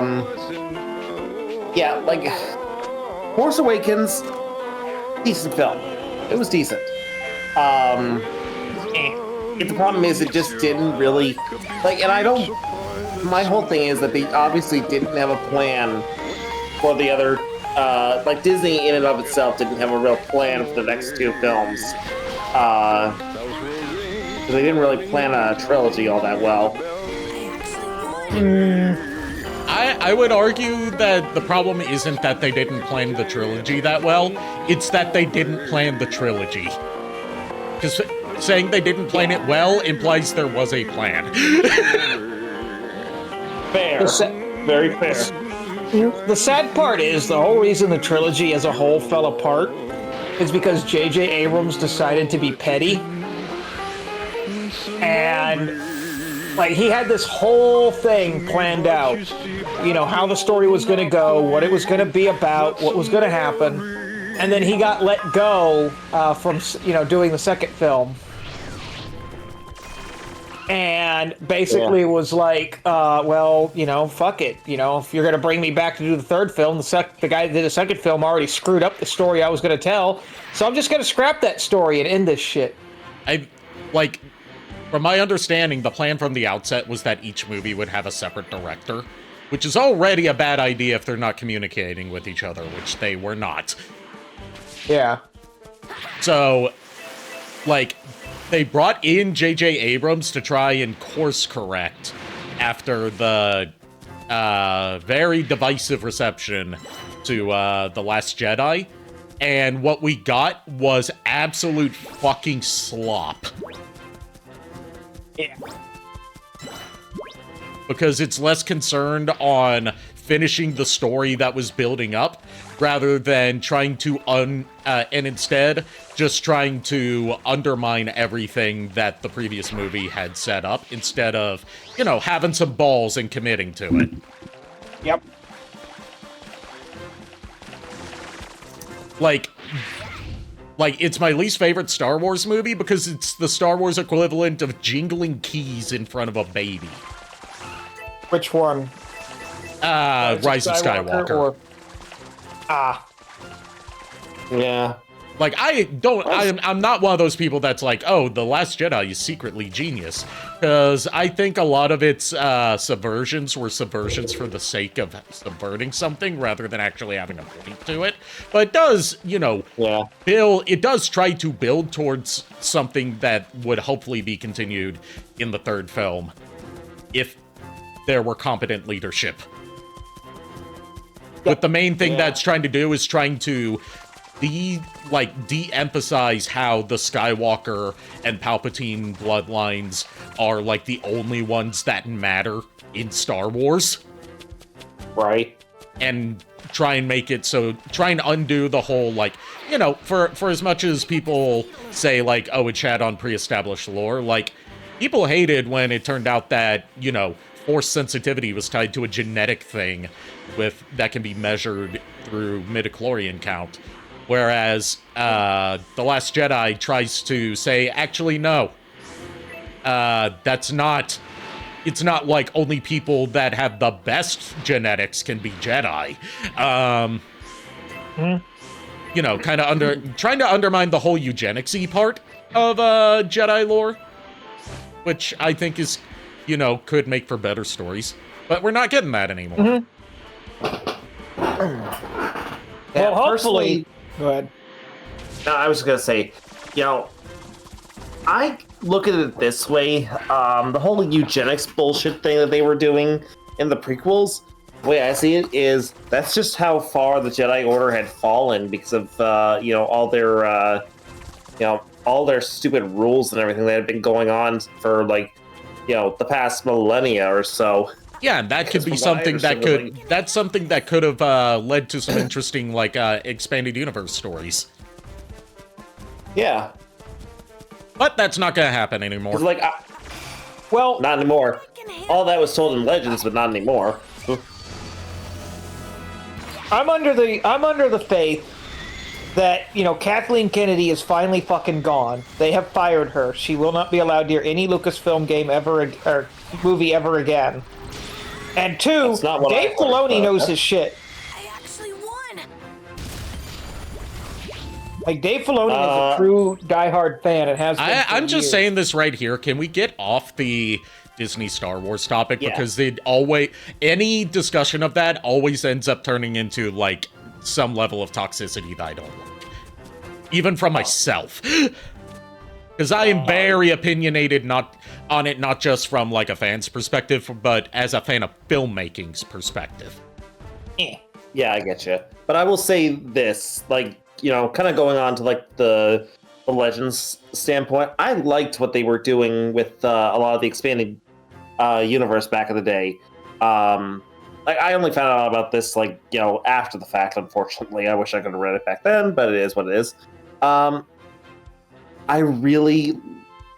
from what I understood, it was apparently like one particular Jedi Master was of the opinion, and apparently she basically forced, no pun intended, the rest of the Jedi Order to actually follow with her ideals of, oh, you can't have families, you can't have this and that. Yeah. It's basically where that whole thing came about. So who's gonna voice Gohan and who's going to... I'll voice Fortune Teller Baba. JKR, do you have a little kid voice, or do you want me to go for it? I don't really have a very good little kid voice. All right, I got this shit. Don't worry. Are you okay, ma'am? This robot is harassing me! Help! Beep. Beep, bop. Beep. Bop. Beep. The old woman's being attacked by a rogue robot. Go to her aid and beat that bucket of bolts. Wasn't it just like all they said was beep? Yeah, all that they said in Return of Cooler Abridged was beep. Not even like a held out beep. It was just a short beep. I'll voice this real quick, and then I'll give a bit of random trivia I learned today. I'm a little scared, but I have to help that. But I have to help that woman. All right, time to go. That's my Gohan impression. Not a bad Gohan. Oh, thank you. Not bad Kid Gohan in my particular. Tem's voice without the lisp. It was literally just my Tem's voice without the lisp. Impressive. Thank you. I learned that in every appearance that Chilled ever made, like video game or, otherwise, Yeah. he's voiced by Richard Horvitz. Cool. Huh. Which, Chilled hasn't had that many, English dubbed appearances. Because, they didn't dub episode of Bardock. They just released it subtitled in the West. Right. Oh, okay. Phew! Can't believe I was able to take it out. Thanks.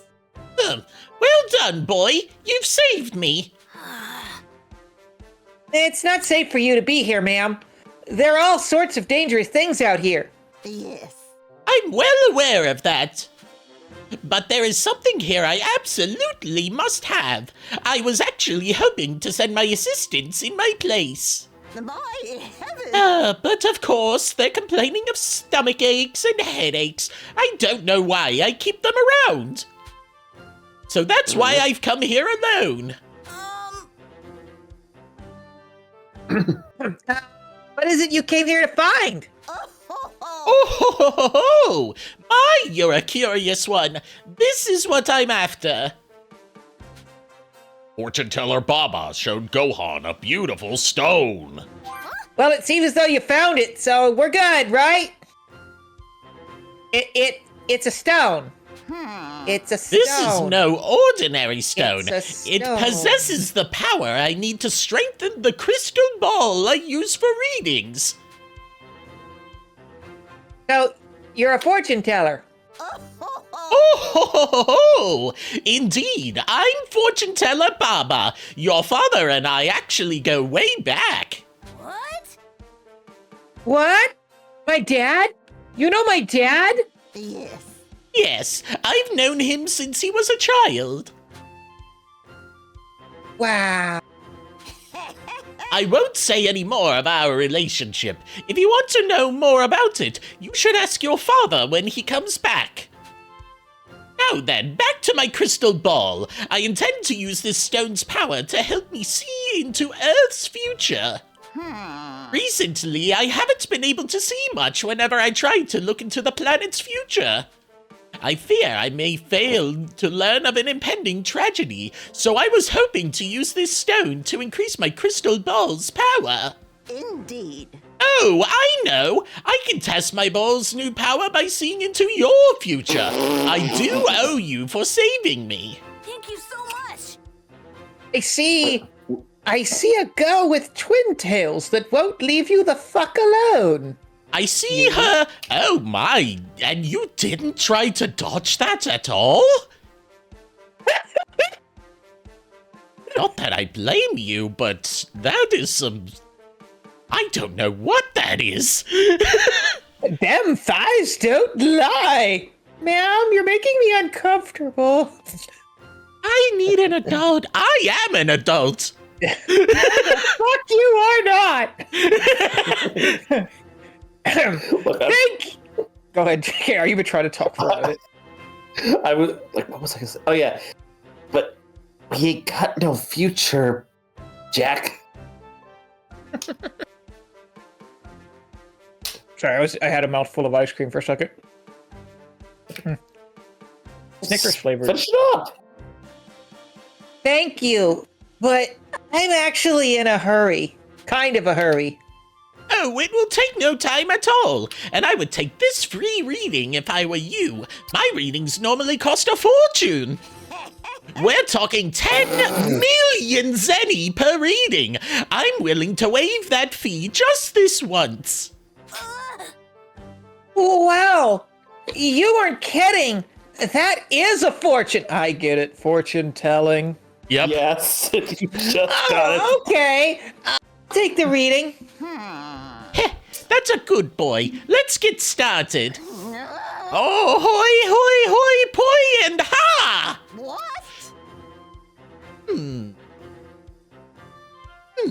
Oh my, oh my, oh my. Well now.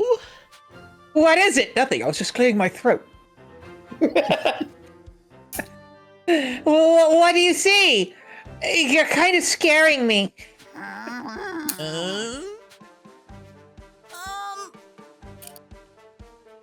Say something. Oh, you don't say. You don't say. Oh, you don't say.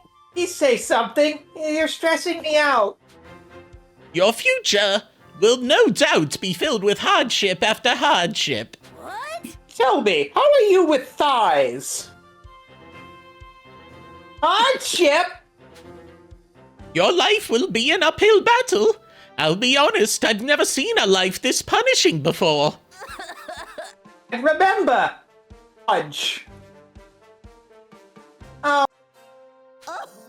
I do see a very faint but strong light at the end of the tunnel, so it's not all doom and gloom. Oh, well, thank you, ma'am, for the reading. I'd better get going. Tell me, how do you feel about 7-foot-tall cicada men? What? Goodbye. My readings are 100% accurate, so when I say there's a light, there's a light. Now, on to Earth's future. Oh, hoi, hoi, hoi, poi, and ha! Yeah. Seems 2 orbs of some kind will land here. I'm getting only darkness after that. What's wrong with this thing? I just increased its power. Interesting. I suppose this means something unbelievable is going to happen. Darkness. Imprisoning me. All that I see. Absolute horror. I cannot live. I cannot die. Trapped in myself. Body my holding cell. I have no mouth, but I must scream. That young boy's future was filled with darkness as well, but there was a visible light. Perhaps that boy's future and the planets are connected on some deep level. Yes.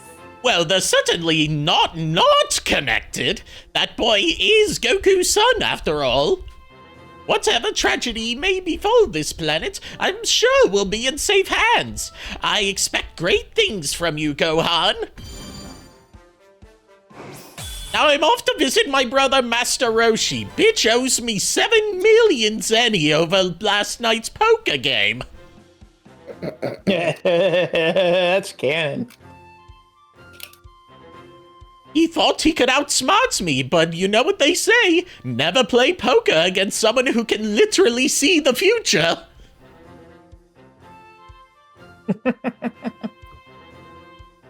I can see the future! Except for him, he's not all there.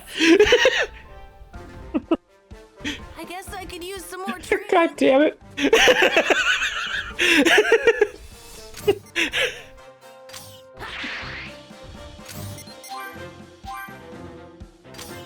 Are we having fun? Eh. Meh. Eh. Meh. Eh? Meh. Eh. Yes. It's always fun with you guys. Sometimes. And I hate this. Giant ass fish. What? No, it's a dragon. Not a dragon, nor is it a giant-ass fish. It's a pterodactyl. Sorry, pterosaur. You up a pterosaur. Don't stop with the damn jokes. That's my gag.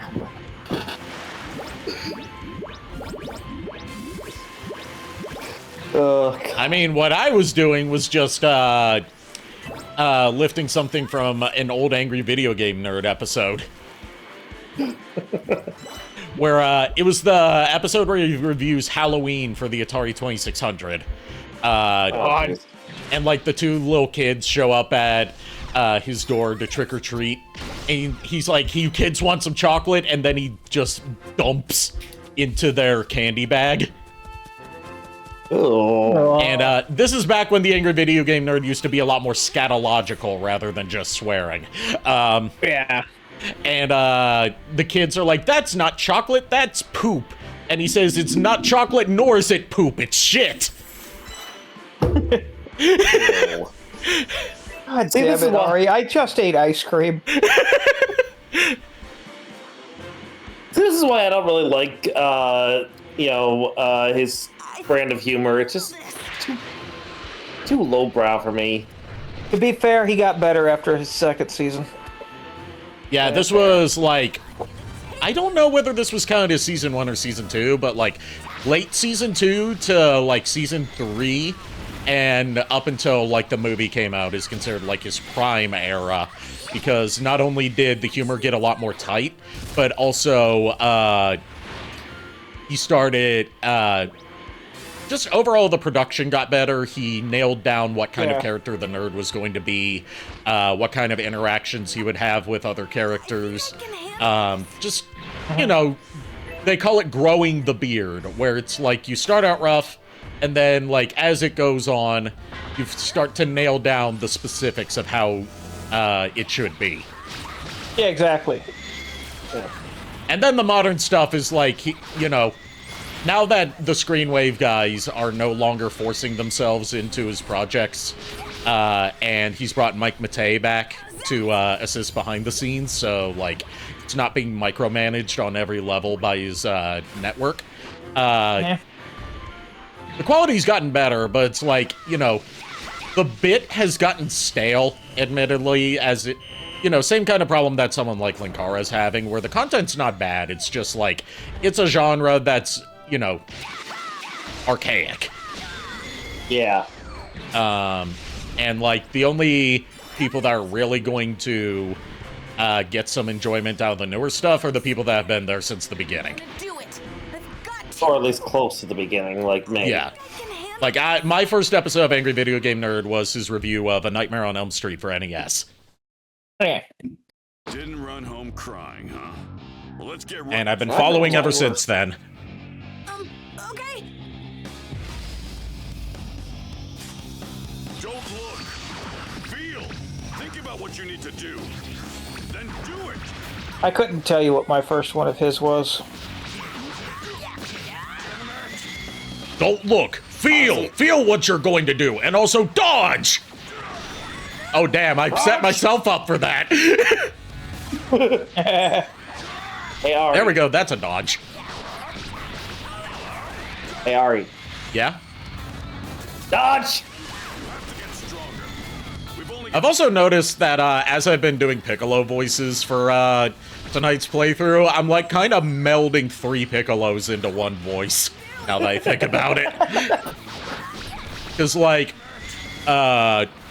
when he's just talking normally, I'm doing like a halfway point in between Nick Landis and Chris Sabat. And when he gets angry, I drift a little bit into Scott McNeil.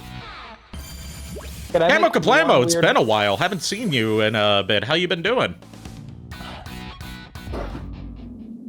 You're saying for it? I was gonna say, can I make one weird request if it's okay? Yes. Dibs on Cell. Ooh. Glad to hear you're doing well, Camel Caplamo. We're not gonna get to Cell for a bit, but that'll give you plenty of time to practice. Exactly. I mean, also some of the Friezas. Frieza, I don't believe has any unvoiced dialogue because he doesn't. Actually, no, he does. So yeah. Okay. Yeah, there's a side quest tied to him. Cool. But again, we won't get to him. Yeah, for a while. Probably not tonight. Not tonight, definitely. I guess you're no longer the little crybaby you were 6 months ago. Not with that attitude, no.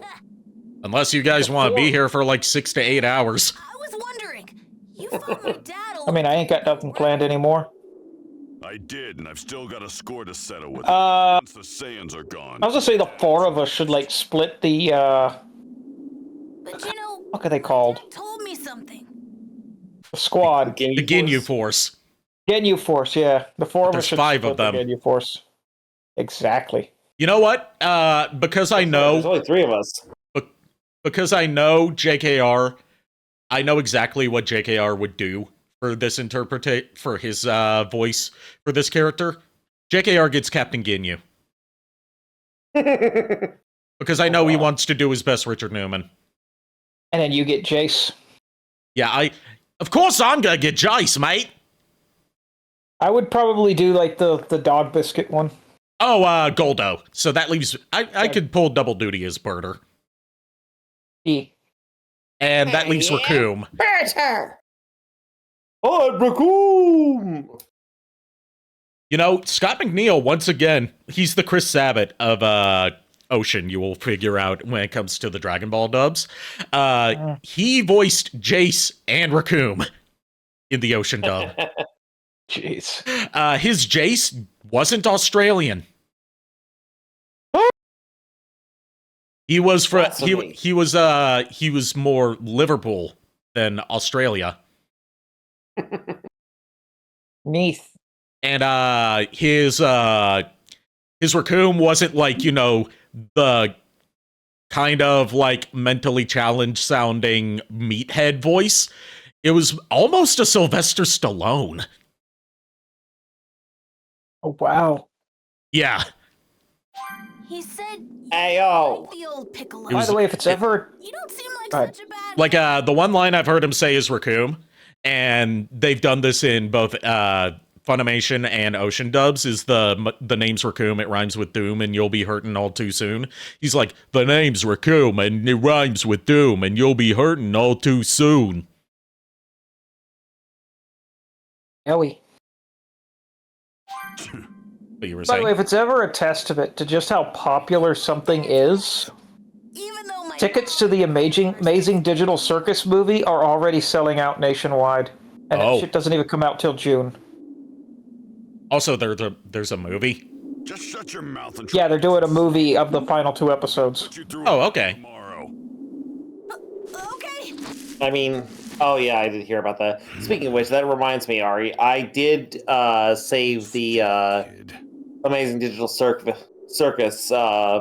playlist to my playlist on YouTube, so that way when we have a chance, we can sit you down and watch it.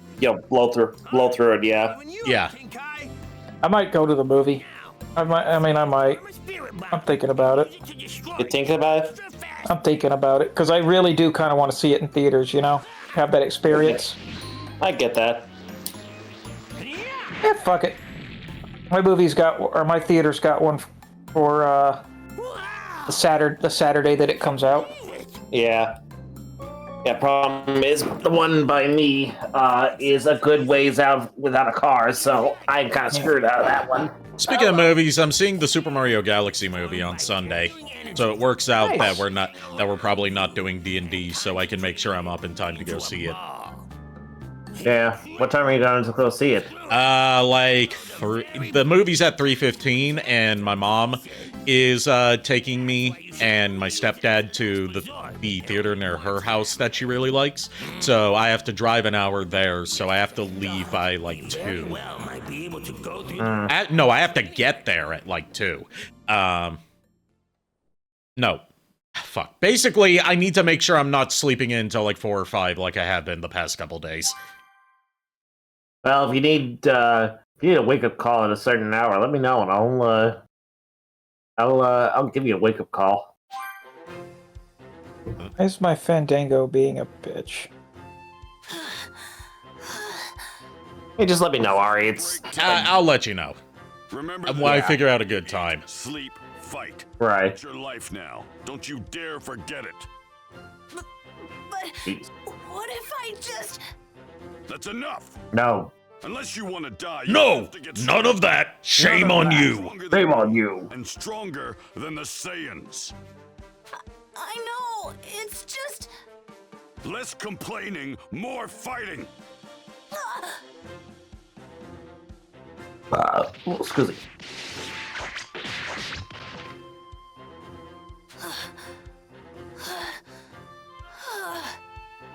We'll eat for now, but then it's back to business. Business as usual, I see. If all I do is train when I'm not eating or sleeping, I'll die before I get very strong. There's no way That's the beauty of as it. strong as my dad or Mr. Piccolo. All right, since the ad break is over, Now's my chance. I can sneak home. Oh, is that why we were paused? We were waiting for the ad break? Oh no, we just didn't have anything to say. Oh.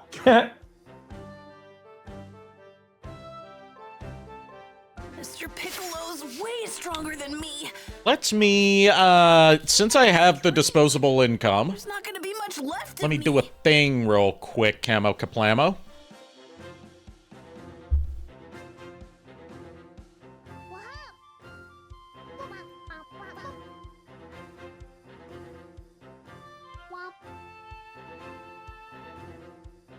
It would help if this, I think, maybe. Good God. Good God, what? I was just looking at the tickets for the digital circus, and they're not kidding. It's almost sold out. There's like 2 seats left for this thing on that Saturday. Jesus.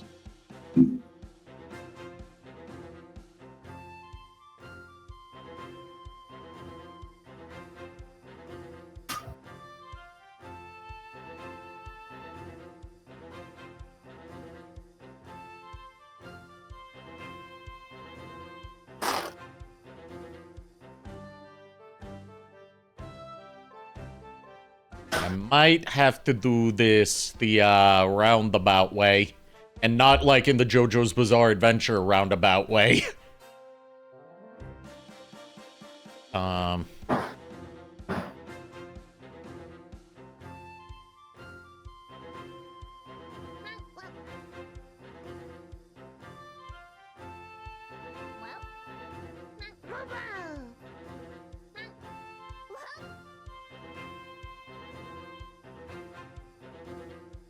We'll do this. Here we go. Yeah, I am gonna have to do this the roundabout way. You know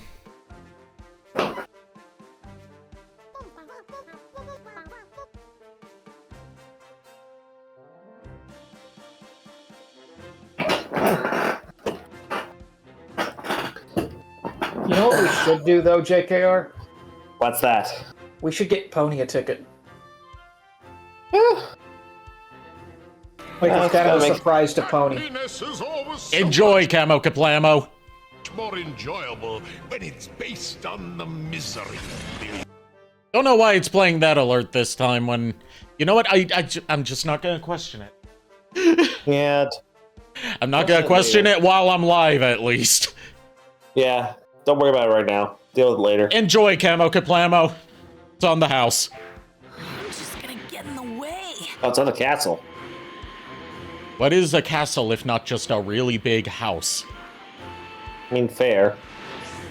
Also, to answer your follow up to your to your whole thing about getting a ticket for Pony, I'm all for that. The question is, will he be able to, is he going to be able to go see? Is the question. I don't know if he can or not. I mean, you would be the one to ask, be like, "Hey, we got you a ticket to the digital circus. Would you go?" Yeah, I mean, I would say ask before getting it for him. Yeah, that's what I mean. I'm gonna actually ask him. I was just gonna say, I'm gonna ask him, double check. I'm gonna double check with him first, and then I'll let you know for it. But let me send him a message real quick. And Camo Caplamo says, a house is just a less pretty castle. Agreed. Hopefully my cane shirt comes in by then. Actually, I might see if I can get a ringleader's outfit going. Really go for some of Mom's dumplings. I could actually go to this semi-cosplaying as Kane. I just need like a cheap ringleader suit and a cane. Stuffed bubble. Cane.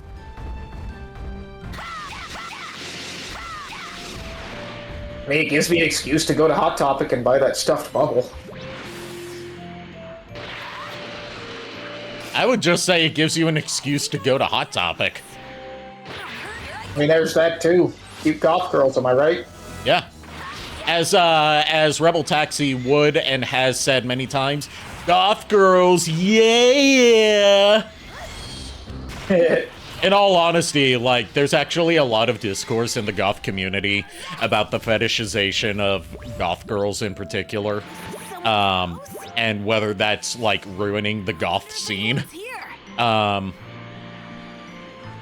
I'm like, look, I don't fetishize goth girls just because, in the way that, like, a lot of the normies are, where it's like, oh, I want a girl that dresses in black, but is otherwise just, average person. Like, I actually have a deep love and appreciation for old fashion, and have ever since I was a kid. That said, today I learned that apparently Spirit Halloween actually did digital circus costumes, and one of them was Kane. And you Everything could is name gonna his be. head. Camo Caplamo says everything is going to be fetishized sooner or later. Yeah, you're right about that. Just look at how there's a direct line from magazine, newspaper cartoons to the creation of furry culture.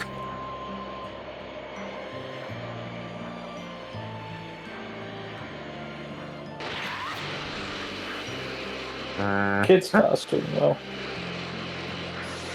Oh, there's an adult one.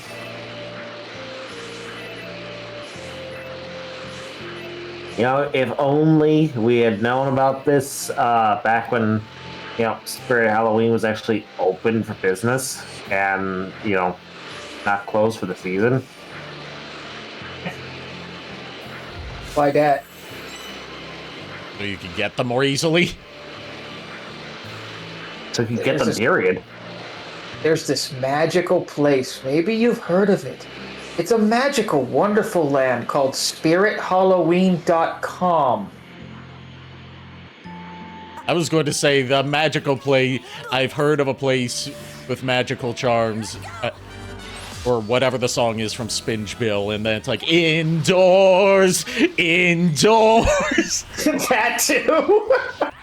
I was also going to say Amazon.com because Amazon actually runs part of Spirit Halloween. They partner with Spirit.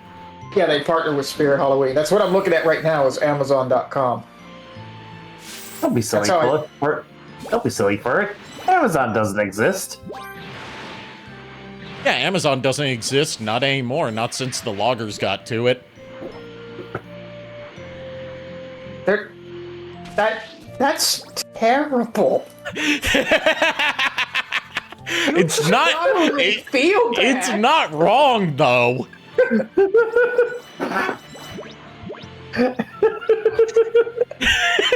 Not only should you feel bad, feel like I'm on authority to ground you.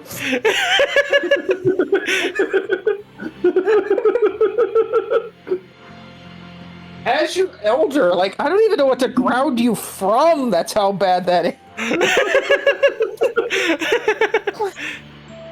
Wolford, we get it, you're old.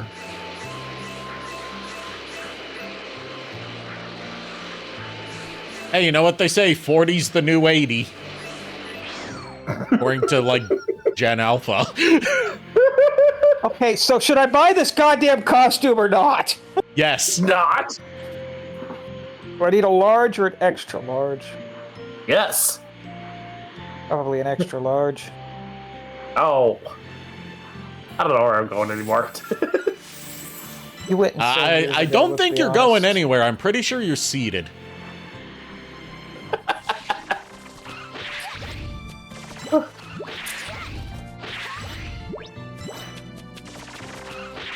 It comes with a jumpsuit with attached bow tie, gloves, mask, long sleeves, Velcro closure, material polyester, hair spot clean only.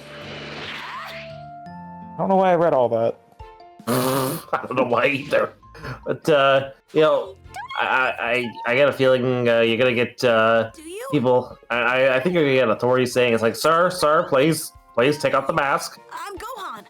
My theater doesn't actually give a shit as long as I give them a not a motivation, that would be terrible. As long as I give them notification beforehand, like, hey, I'm going to be dressed as Kane during this. That's Goku for you. But you must have heard about Yamcha, right? Nope. Nothing yet. Of course you have. Wonderful. This is just great.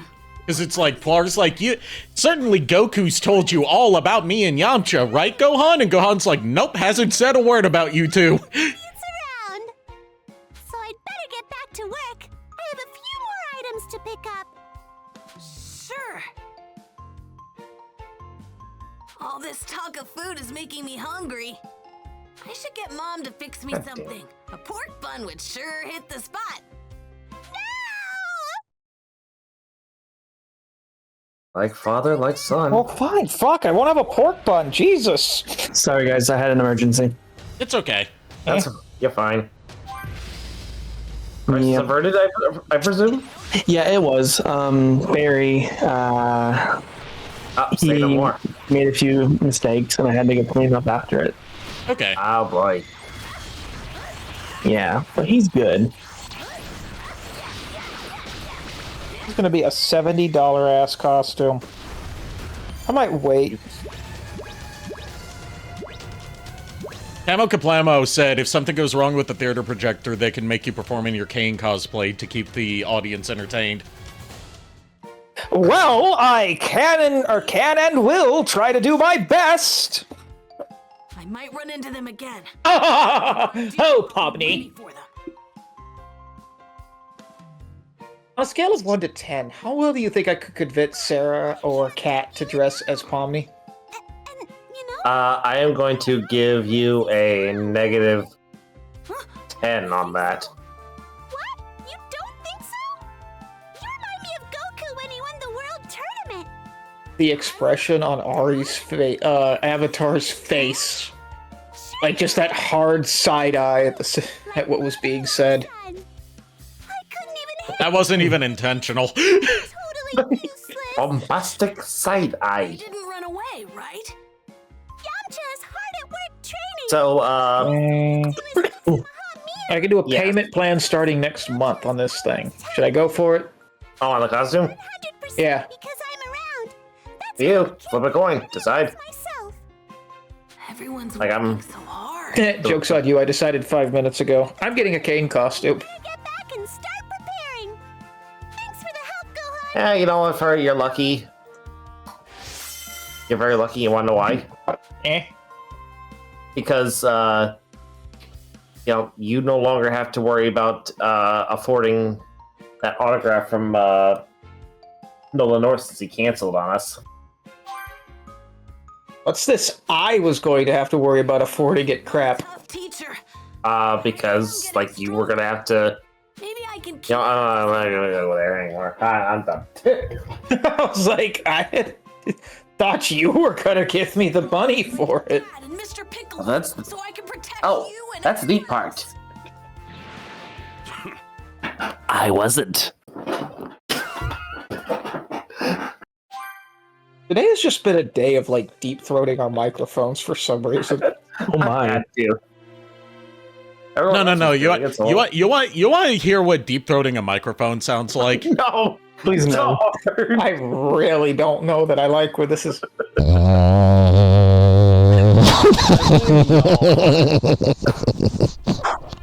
I blame y'all.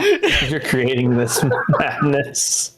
You know what? I should have taken the pop filter off of it first.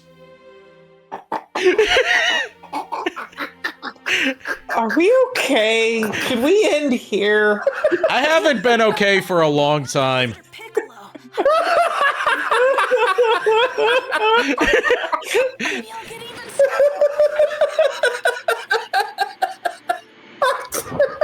If that shit don't get clipped. You guys know what to do. Somebody.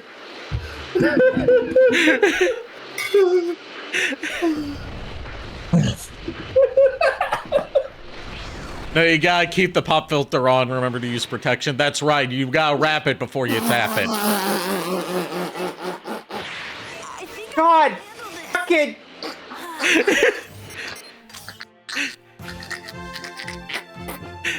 That just sounds like a going. Sounds like someone's deep throating the microphone. Do I need to demonstrate what that sounds like again, Miles? No, please no. God. Do not. Fucking do not. Do not.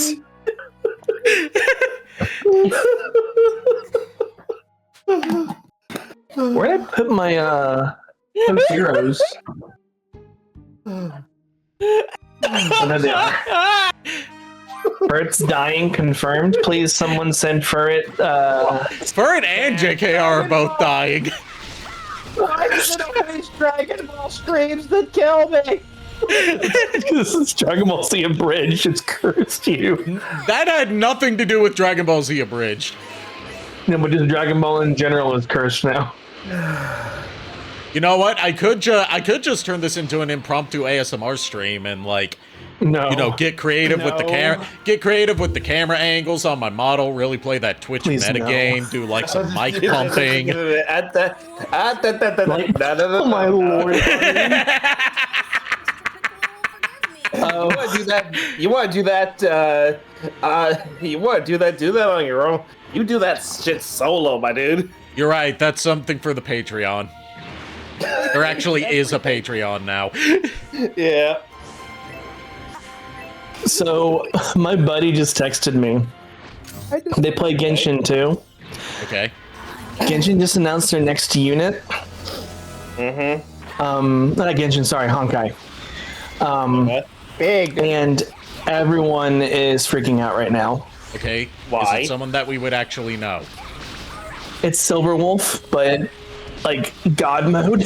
We don't know who that is.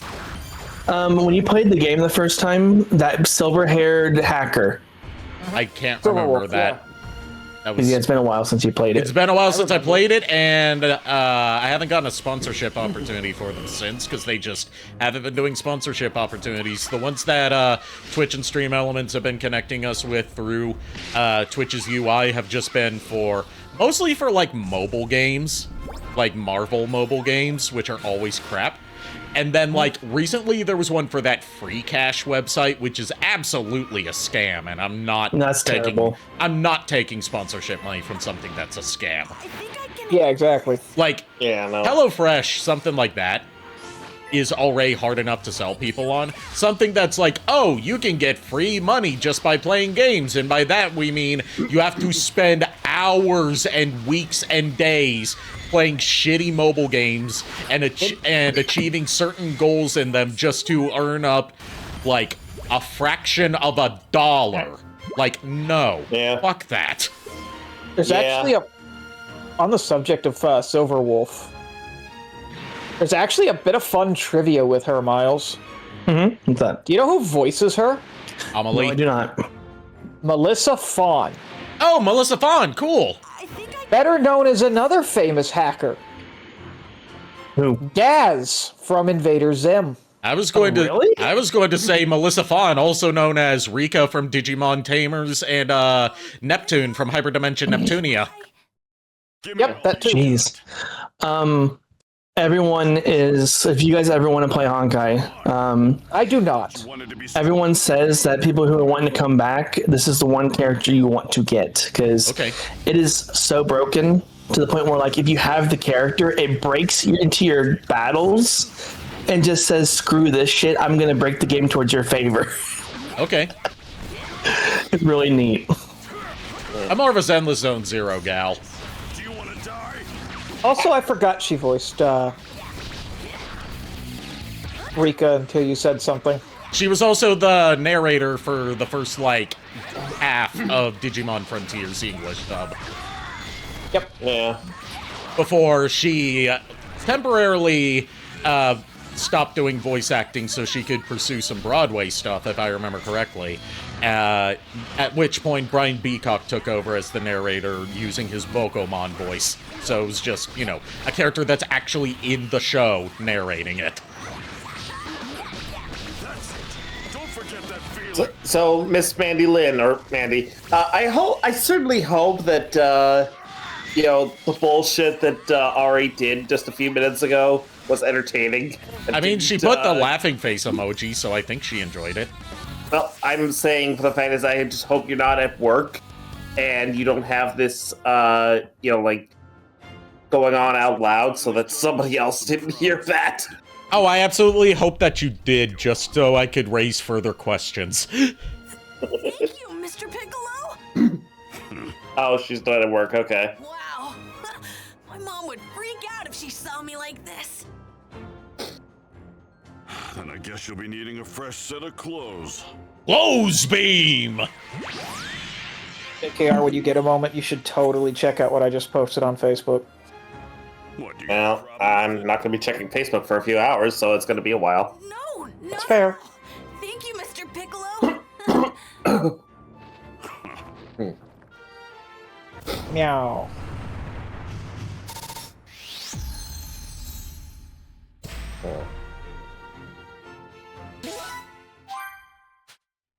More time passed, and the day the Saiyans would arrive drew even closer.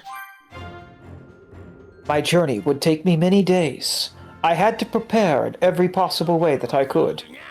I loaded my boat with supplies and said I arrived. Stupid! What? What's wrong? I totally forgot how long it's going to take you to travel back across Snake Way. Quick, put your hand on my back and tell your friends to revive you with the Dragon Balls. Yeah, sure thing. The Dragon Balls! The Dragon Ball! I cannot do a King Kai voice. It's, like, got such a weird texture to the voice that I can't replicate. Let's go get the Dragon Balls! That's too C. That was King Kai if he was drowning. Yeah. That was an attempt. Oh, shut up for it. Right. Thanks for everything, King Kai. Like, it's kind of like the, compared to another character from a show I like, it's kind of like the William Murderface type texture from, Metalocalypse. Where it's got kind of that mushmouth sound to it.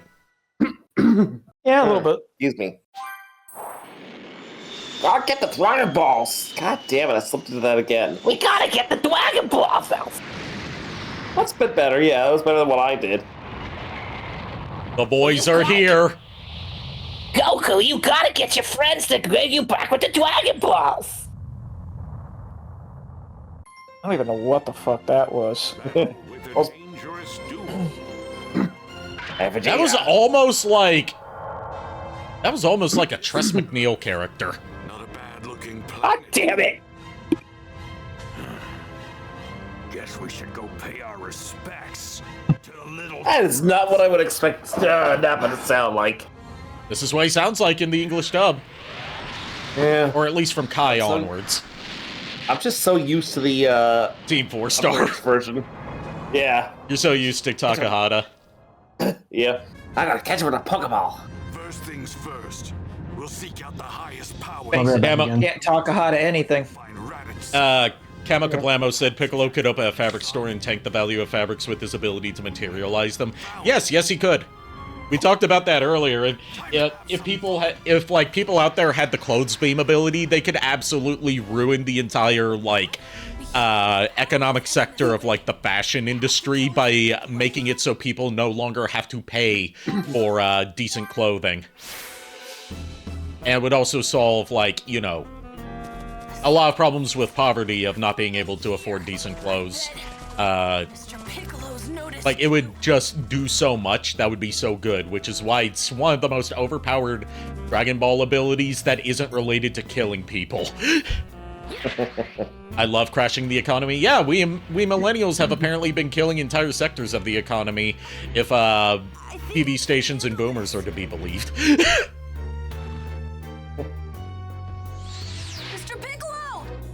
Hey, Vegeta. Which means they'll be heading straight for us. Vegeta.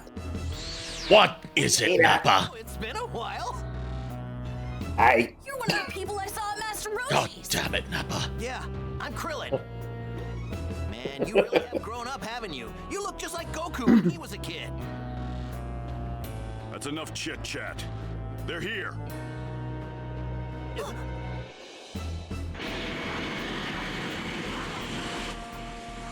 Are we there yet? No. Are we there yet? Yes. Are we there yet? Looks like you've been expecting us. You got that? Are we there yet? Yes. God. Yes, Nappa. We are there. What's a Namekian doing here? Namekian? Oh, I get it. It's been said that Namekians possess extraordinary fighting skills, as well as magical abilities. You must be the one who created those Dragon Balls we've heard about. They know about the Dragon Balls? That's the whole reason we came to this puny planet. Now hand them over. You may be a Namekian, but there's still only one of you. This is gonna be like swatting away flies!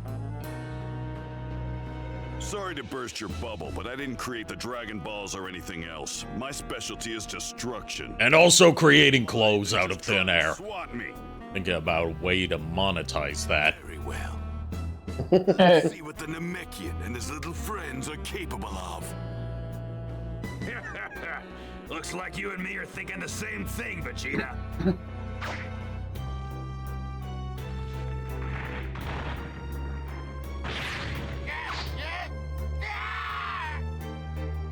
These guys look pretty tough.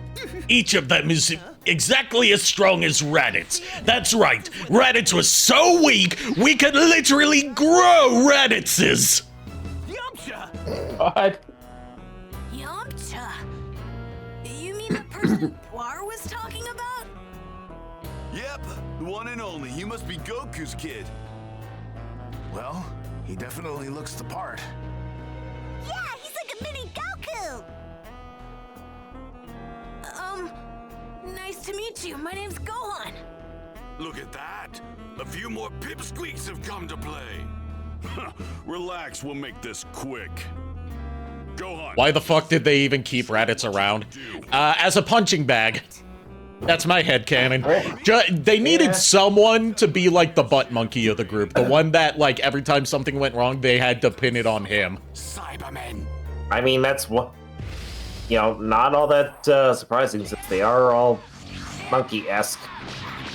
Ba-da-ba-ba-da-ba.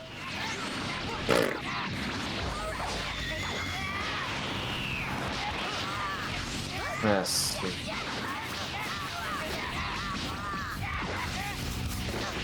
So, Ari, I know I keep saying this, but honestly, I think, what is your schedule, for chatting, looking like this coming week? Because I'm just trying to make sure that you and I can actually get everything scheduled.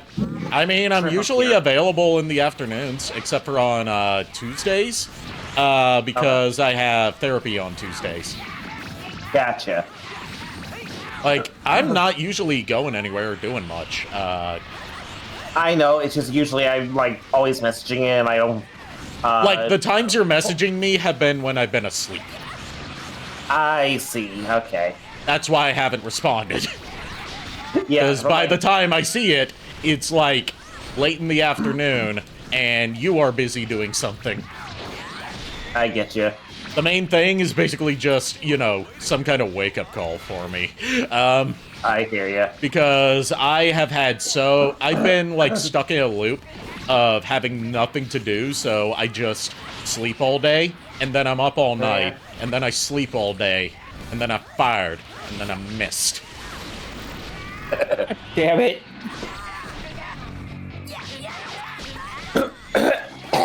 And then I fired again, and then I missed, and then I loaded my gun, and then I threw a knife, and then I missed. Let's see. So I've also kind of decided not to go after the Combiner Wars or Unite Warriors-esque Blast-Off figure, just because I'm like, why bother going after that when I have a perfectly good Blast-Off figure in my collection that could serve as a Cybertronian mode. Okay. And that's the Fall Cybertron figure, because apparently that design actually did show up in the comics as Cybertronian alt mode. So I was like, you know what, screw it, it fits. It's fine. Guys, it's ready. It's time. Eh? Time for one of the most iconic smackdowns in Dragon Ball. Wow, that was iconic. Well, I guess those little monsters weren't as tough as you thought they were. I'll finish the rest of them off by myself. Always double tap.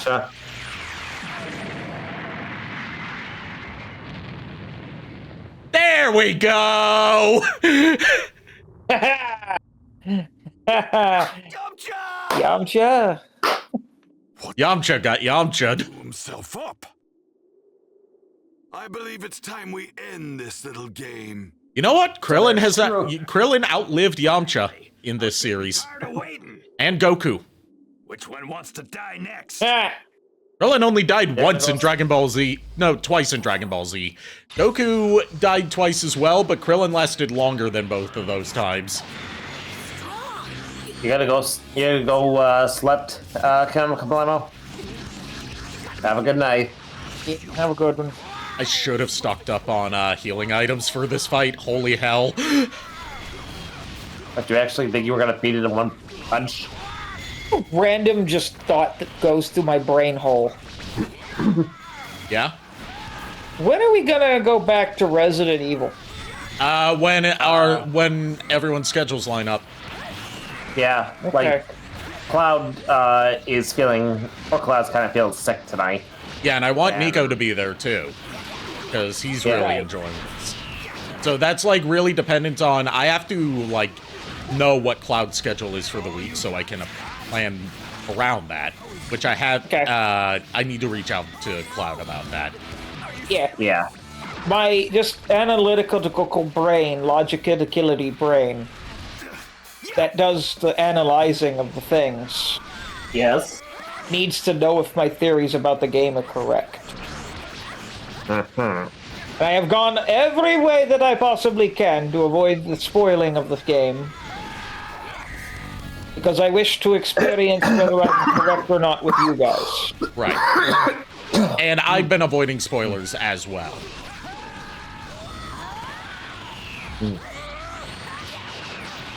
And I have not been playing off stream either, so I can have a completely natural reaction to everything that happens. Yeah, to give you an example of just how far I've been going to avoid spoilers for that, I wanted to use an image of that creature. Yeah. As Alice in the game. Yeah, the girl. But I refuse to look it up because I don't want to have the name of it spoiled for me. Yeah, that was a good idea. Yeah. So, like, I've gone out of my way to not look that up to get those images. Also, have a good night, Camo Kaflamo. Oh, that I did not notice. They actually kept in Nappa punching Tien's arm off. Damn. They just didn't have the blood splatter to go with it. What are you doing? But yeah, he punched his forearm off. Oh boy. No, don't do it! Jutsu!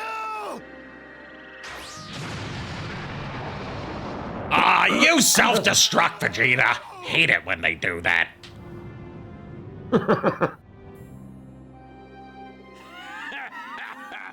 That kinda tickled. Jutsu, I will avenge you. I swear. Alas, poor Chaozu. Going to let your death be in vain. I knew him, Krillin.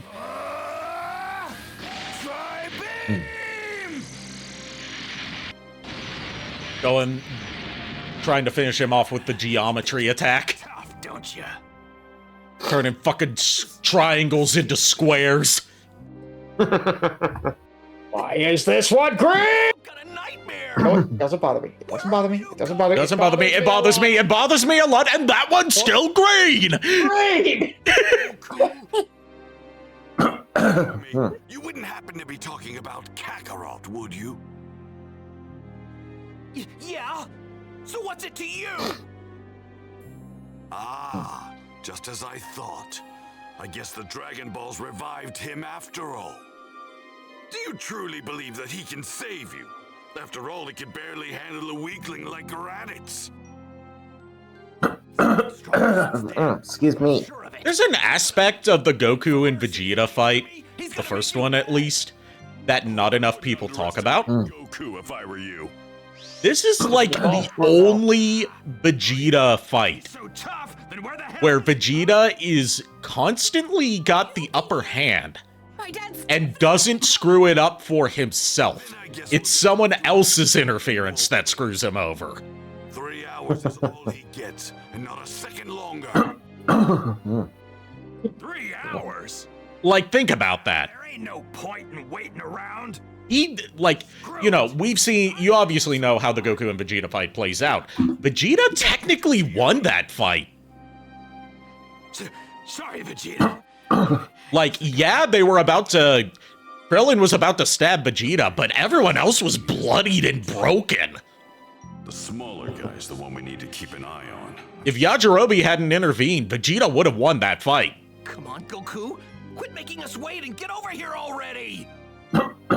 Oh, excuse me. That was so bad today. Also, I'm about to point out an aspect of Krillin's character design that is going to ruin his character design for you. Don't ruin my boy Vegeta for us. Not Vegeta, I said Krillin. I thought you said Vegeta. No. Do you have ears for Look at his eyes. He has no scleras. What I do with my corn is my business. He has no whites of his eyes. They are flesh-colored. It has always been like that. Oddly, I think I've always noticed it, but just never cared. He's the only character who's like that. Weird. Also, you know, Piccolo got 5 fingers. In the manga, he has 4. Huh. It was the anime that gave him 5 fingers. Huh. Neat. Animation error? Not an animation error. It's a conscious design choice that ties into like a bit to do with like Japanese culture. Basically, like when it came to airing it on TV, they gave him 5 fingers instead of 4 because characters with 4 fingers are often, you know, associated with the Yakuza. Yeah. And the Yakuza at the time that Dragon Ball was being made was still a very big problem. Yeah, that's fair. Because, you know, the Yakuza thing is like, you know, if you dishonor if you dishonor yourself or your superiors, they take a finger from you. So that leaves you with 4. Yeah. A village! I haven't been to a place with this many people in a long time.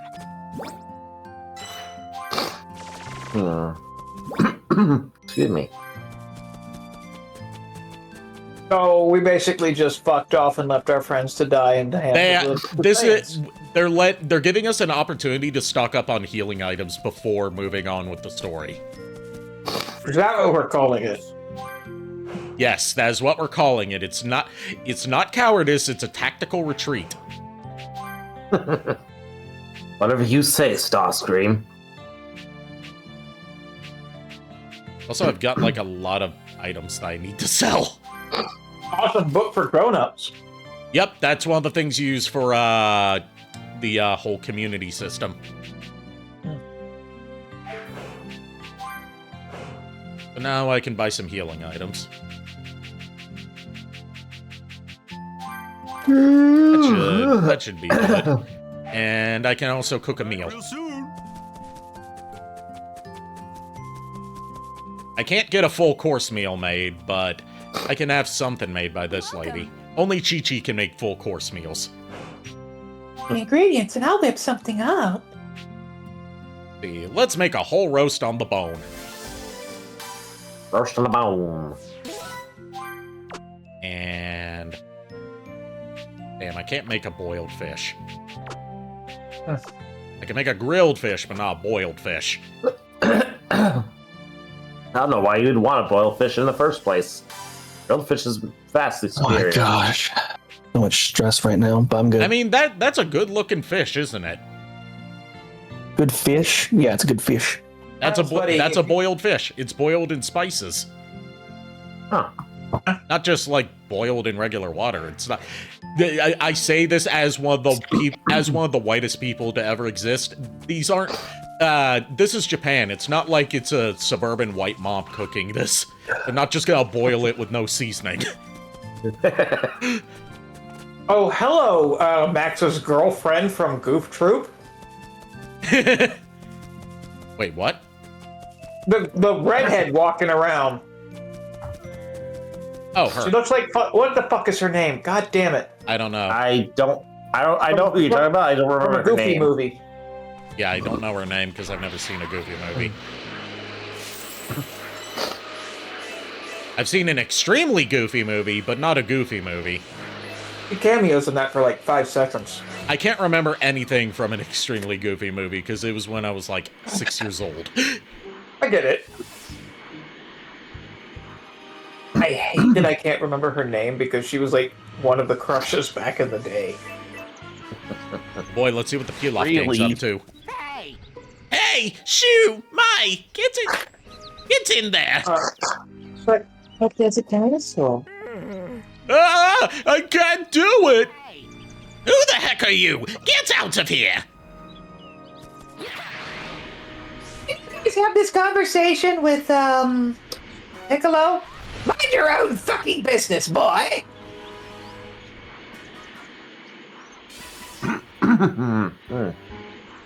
There's a deleted scene, speaking of the Pilaf gang. There's a deleted scene from Broly Abridged that I need to find a way to show you sometime because it was included as part of one of the creator commentaries. Well, the creator commentary on Broly. Right. And it would have been the one time that they had Emperor Pilaf appear in Dragon Ball Z Abridged. And they would have commissioned an original animation scene for it. It was going to be part of like that ongoing thing of like Goku going and revisiting his old villains to try and find out who destroyed South Galaxy. Uh-huh. And it's like, he goes to Emperor Pilaf, and Emperor Pilaf's just like, living a normal life. He's not doing anything villainous. He's not scheming or anything like that. Goku shows up and speaks with absolute venom in his voice to Emperor Pilaf, because he apparently considers Pilaf to be the most evil person that he ever met. Because that was his first villain. And Pilaf is just trembling in terror at the sight of Goku appearing in his house out of nowhere for the first time in like 20 years. Oh, jeez. And, then Goku, instant transmissions away after Emperor Pilaf says he doesn't know anything about South Galaxy. And, Pilaf's having a panic attack. Then Shu comes in and he's like, "It's okay, Saya. Goku's not here. You're safe here. Just take your medicine and you'll be okay." And then Goku pops back in to say one more thing, and then both of them just scream. One more thing! Oh, Lord. Goku being a bully to Emperor Pilaf because he thinks Pilaf, who was probably the tamest villain that Goku ever fought. In terms of, stuff he accomplished or, did, which wasn't much. He views him as the most despicable, irredeemable person that he has ever encountered. Not Frieza, not Cell, not Vegeta, not Demon King Piccolo, Emperor Pilaf, the starter villain. The guy who couldn't fight on his own, had 2 incompetent lackeys, and whose plan for world domination was squandered by Oolong wishing for panties. I would argue that Mai wasn't incompetent. She just kept getting foiled. She kept getting foiled because they were going up against Goku. Exactly. So, Shu, yeah, 100%. Shu was incompetent as fuck. Mai actually had a good tactical mind to her. Yeah. Problem is she worked for Emperor Pilaf. Yeah. She alone could have been a good villain if she wanted to be. Also, she was too loyal to Pilaf. The last episode that they appear in for a while, which is, the finale of the Pilaf arc, we get to see her wearing a nightgown, and I gotta say, she looks really cute. Yeah. Mai, underrated. Mai, very underrated. Where are you? As I said, her and Launch are definitely my 2 favorites from Dragon Ball, the original. Launch has the cult fandom. Mai doesn't really have much until, or at least didn't until Super brought the Pilaf gang back into the focus. Piccolo, you should get out of here to get him. What do you mean?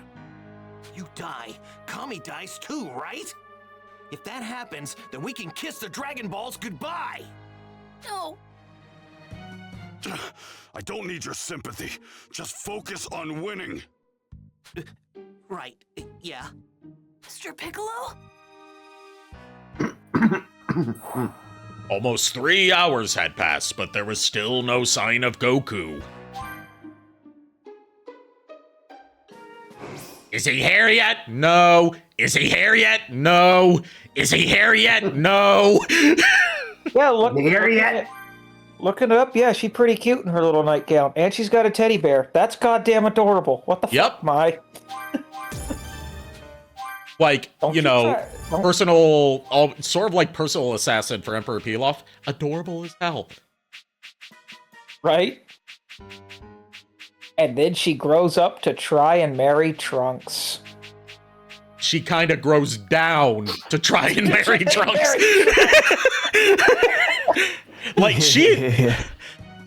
The thing is, it's never, the whole, Trunks and Mai thing is more so Trunks has a crush on Mai because he has no idea of who she actually is or how old she actually is. She's just more so, flattered and, flustered every time he does something sweet or romantic for him because she's never had anyone do that for her.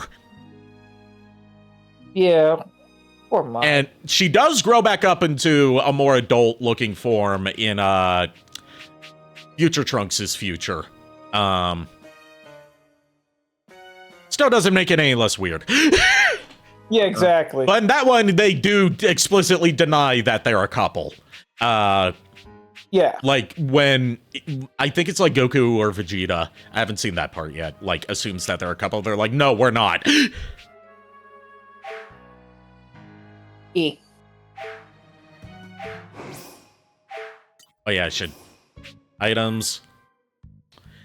Register palette. There we go. So I can actually use the items I bought. We need your help. We don't have much time left. Continuing for Goku. Are you sure you want to continue the story? Let's see, do we want to continue the story, or do we just want to fuck around some more and waste people's time? Yes. It is almost 10 at night, so that question is what you want to do. Time's up. Too bad. I guess Kakarot was too scared to show his face. Finally, you twerps are in. Also, you know how, like, people kind of, like, came up with their ideas of, like, you know, Piccolo's never had a love interest, so, like, people have come up with their own ideas of love interests for Piccolo. Well, he has one now. Oh, really? Yeah, Mori Calliope. And it feels kind of. God damn it. Only Goku could have this much energy. Kakarot. Where? Vegeta, are these punks telling the truth? We'll find out soon enough whether this is actually... Like, when she finished the main story of Dragon Ball Z Kakarot and started getting into the DLC stuff, she advertised it as, we're playing the DLC where I marry Piccolo. Or something. Hurry up and kill the riffraff. And she started off the stream by announcing that she's getting married to Piccolo. But what about the Dragon Balls? Damn it. Forget about them. I've got a better idea. That Namekian's home planet should have Dragon Like, she loves Vegeta as a character, and, like, instead. you would think that a guy like Vegeta would absolutely be her type, but no, Piccolo. And you know what? Respect. Get out of here, Mr. Piccolo!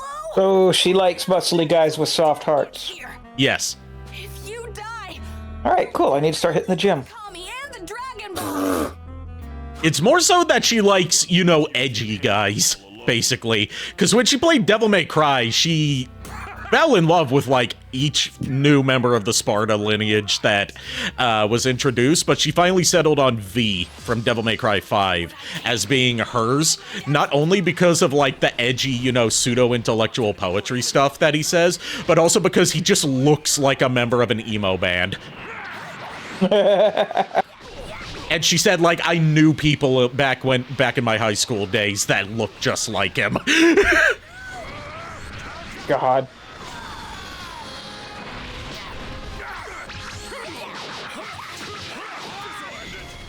So if I ever get a chance to meet Mori Calliope, I need to go and meet her dressed as Piccolo. Got it. Either Piccolo or V. Or V, yeah. V would probably be easier, believe it or not. You wouldn't have to spend money on body paint. As I say, yeah, probably less body paint. And depending on whether you want to have the turban or not, there's the prosthetic antennae. Yeah.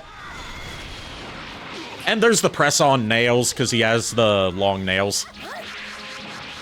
That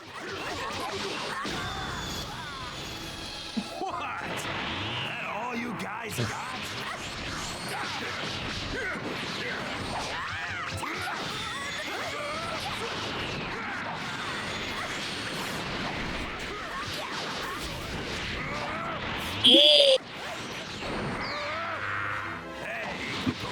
Miss Vandalin in the chat says, Emo never dies. Emo never dies. Agreed.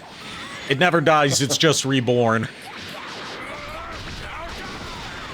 Also, speaking of emo, there was a big, like, lost media case in the emo music scene that recently had a breakthrough. We now have demo recordings of all of the at the time finished tracks for a canceled My Chemical Romance album from 2012, I want to say.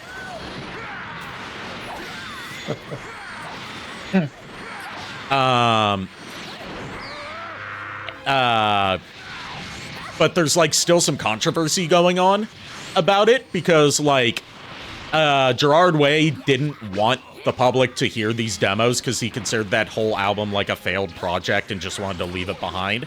And we don't know exactly how these demo tracks were obtained and if it was done, like, in a shady way or not. The person who got them won't say where he got them from.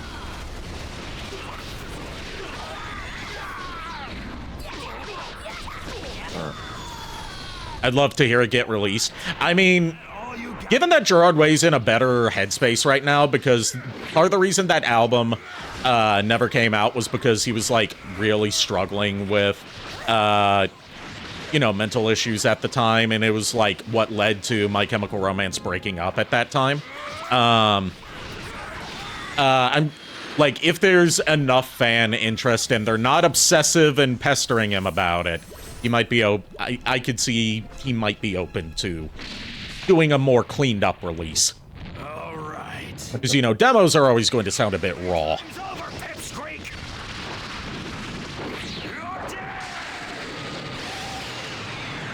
Why can't you save your damn self?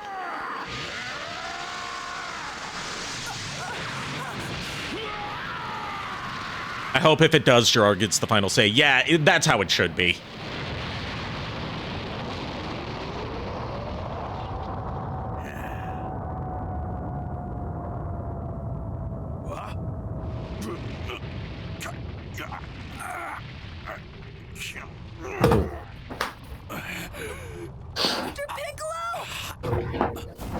They require.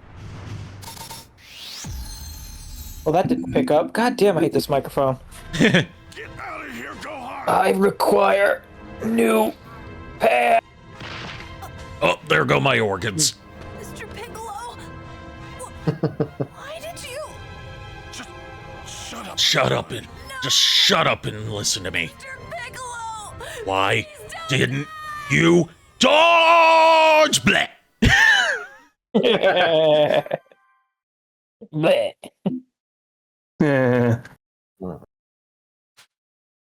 Just a few minutes earlier. We're probably gonna end off right before the fight with Vegeta. Both as a cliffhanger and also so because I can tell everyone's starting to lose steam, including me. Plus, you know, I don't want to be up until 8 in the morning again for the third night in a row. Well, that's Yeah. one man. You don't. Mahogany. From King Kai's planet. Oh boy, Mr. Popo! Plus, if we do get to play tomorrow, I'll need a lot of energy. Well, Yeah. I'm off. I'm fully trained and ready to go. You want to know something that tells me that CyberConnect 2, the developers of this game, understood the assignment? We've unlocked the community of the gods, and it's run by Mr. Popo.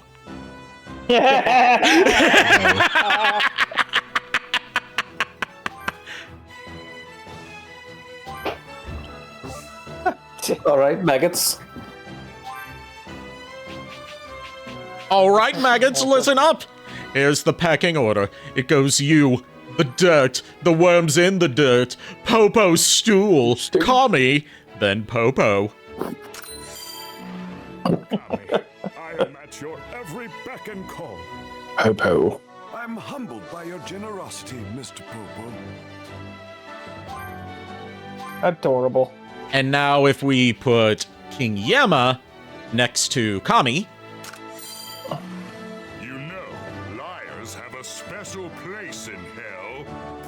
A guardian never lies. he lied through his teeth. The following bonus is now active. Maybe I'll send you to hell. Oh, God!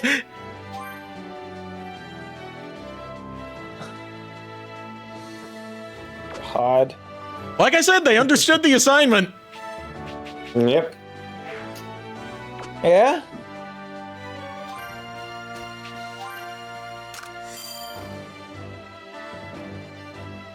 Oh, no special dialogue. Yeah, there's a lot of combinations for unique dialogue, that some of which you wouldn't even think of. But none between Poir and Tien. There is some between Tien and Chaozu, and of course between Poir and Yamcha. Right. But, you know what? I could move Yamcha here. I used to be on par with him back in the day. Oh man, Goku's light years ahead of me. All right, time for our first sparring match in a long time. Yeah. I'll pass. Turtle School disciples. And I'll, you know what, just because I'm going to need more, like, combat focus here instead of, like, passive bonuses for recovery and, stuff like that, we'll put Poir here. Don't worry, Yamcha. At least you've got me on your side. What do you mean, at least? Do you, though? Give me a break, would you? Yamcha's the best. Aw. And I'll move Tien from Adventurers to the Warriors. And then move Chaozu from Cooking to the Warriors. Okay, no, they don't have one. They don't have one if you just put them together. You need to have the Crane Hermit. See, this is why I wouldn't be able to play a game like this. Because I would not be able to keep up with the community boards. You don't really have to. You can play the game without ever interacting with this outside of tutorials. It just provides passive bonuses. You can absolutely play the game without fucking around with the community board. Okay. So he doesn't have to fuck around and find out, is what you're saying. Yes. That's a fun type of finding out, though. Behold, the last time we will be using the Flying Nimbus, because why the fuck would you ever ride the Flying Nimbus when you could just fly? Goku versus Vegeta. I'm sensing some crazy energy over there. Goku versus Vegeta. You joke about Vegeta, but that's how they pronounced it in the Big Green dub. That's why I just said that. You guys need to hear Big Green Frieza. Yeah. The fuck does he sound like?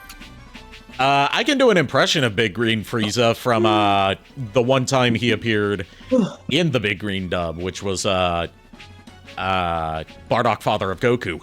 Vegeta, I have an important mission for you. So, Palpatine-esque. Gotcha. Yeah, which does not fit first form Frieza. No, it doesn't. Best.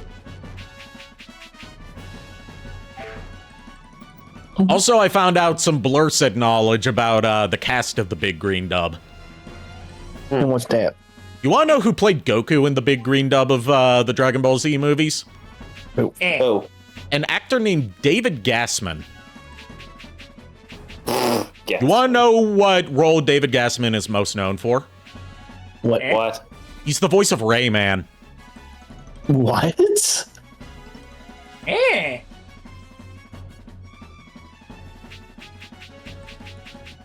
Nice. I believe he wasn't in the Omni Productions Transformers Headmasters dub. That was someone else I was thinking of. Because while I thought for a while that the Big Green dub was recorded in Hong Kong, no, it was recorded in Europe. Because the company that produced it, AB Group, was a French company. So they hired English-speaking actors that lived in France. Oh, jeez. And used scripts translated from Chinese. Which is why we get names like Big Green for Piccolo and Clearin for Krillin. And the Dragon Balls being referred to as Crystal Balls. Balls. Or just one more, sorry. And then I'll let you. Or every single energy attack that anyone uses ever being referred to as the Kamehameha. I was just going to say that I honestly, for a moment, thought you were still talking about Headmasters for a moment there. Nope. I was like, wow, the Omni Productions dub of Headmasters is a lot deeper than I realized. Oh, it is. There's the Omni Productions cast also dubbed the 90s era Godzilla movies. Oh no. And they also produced a dub for Godzilla 2000 that is lost media. honestly, probably for the best that it's lost media, given the track record. Believe it or not, they're like Heisei era. On air. I was going to do it, but I didn't want to be weird. Their Heisei era Godzilla dubs are actually considered pretty good by Godzilla dub standards. Oh. Obviously they're cheesy and the lip syncing is very off, but it's a step up from the 60s and 70s era stuff. Yeah. Yeah.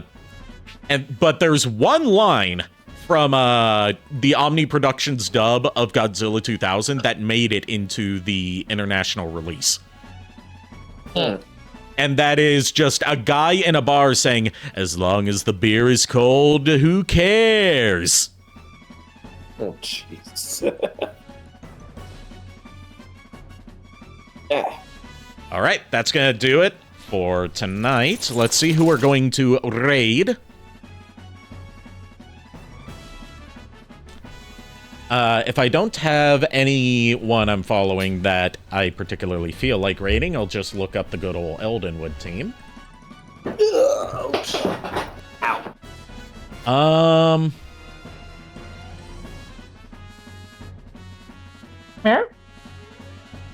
You know, because we haven't raided them in a while, we are going to raid Yop Alonso.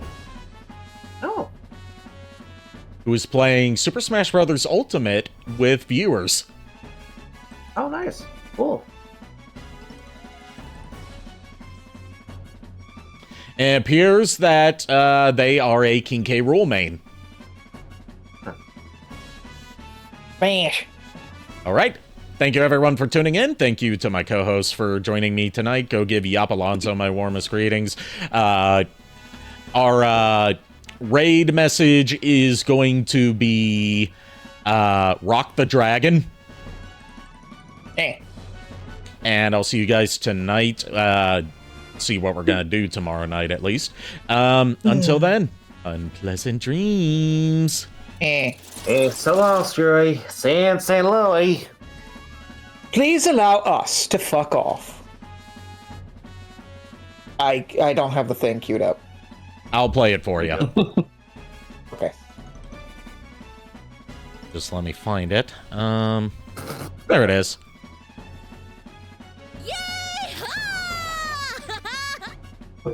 Good night, everybody. Better late than never. Better late than never. That's what they always say. Especially about me. Good night, everybody. Yeah, good night, guys.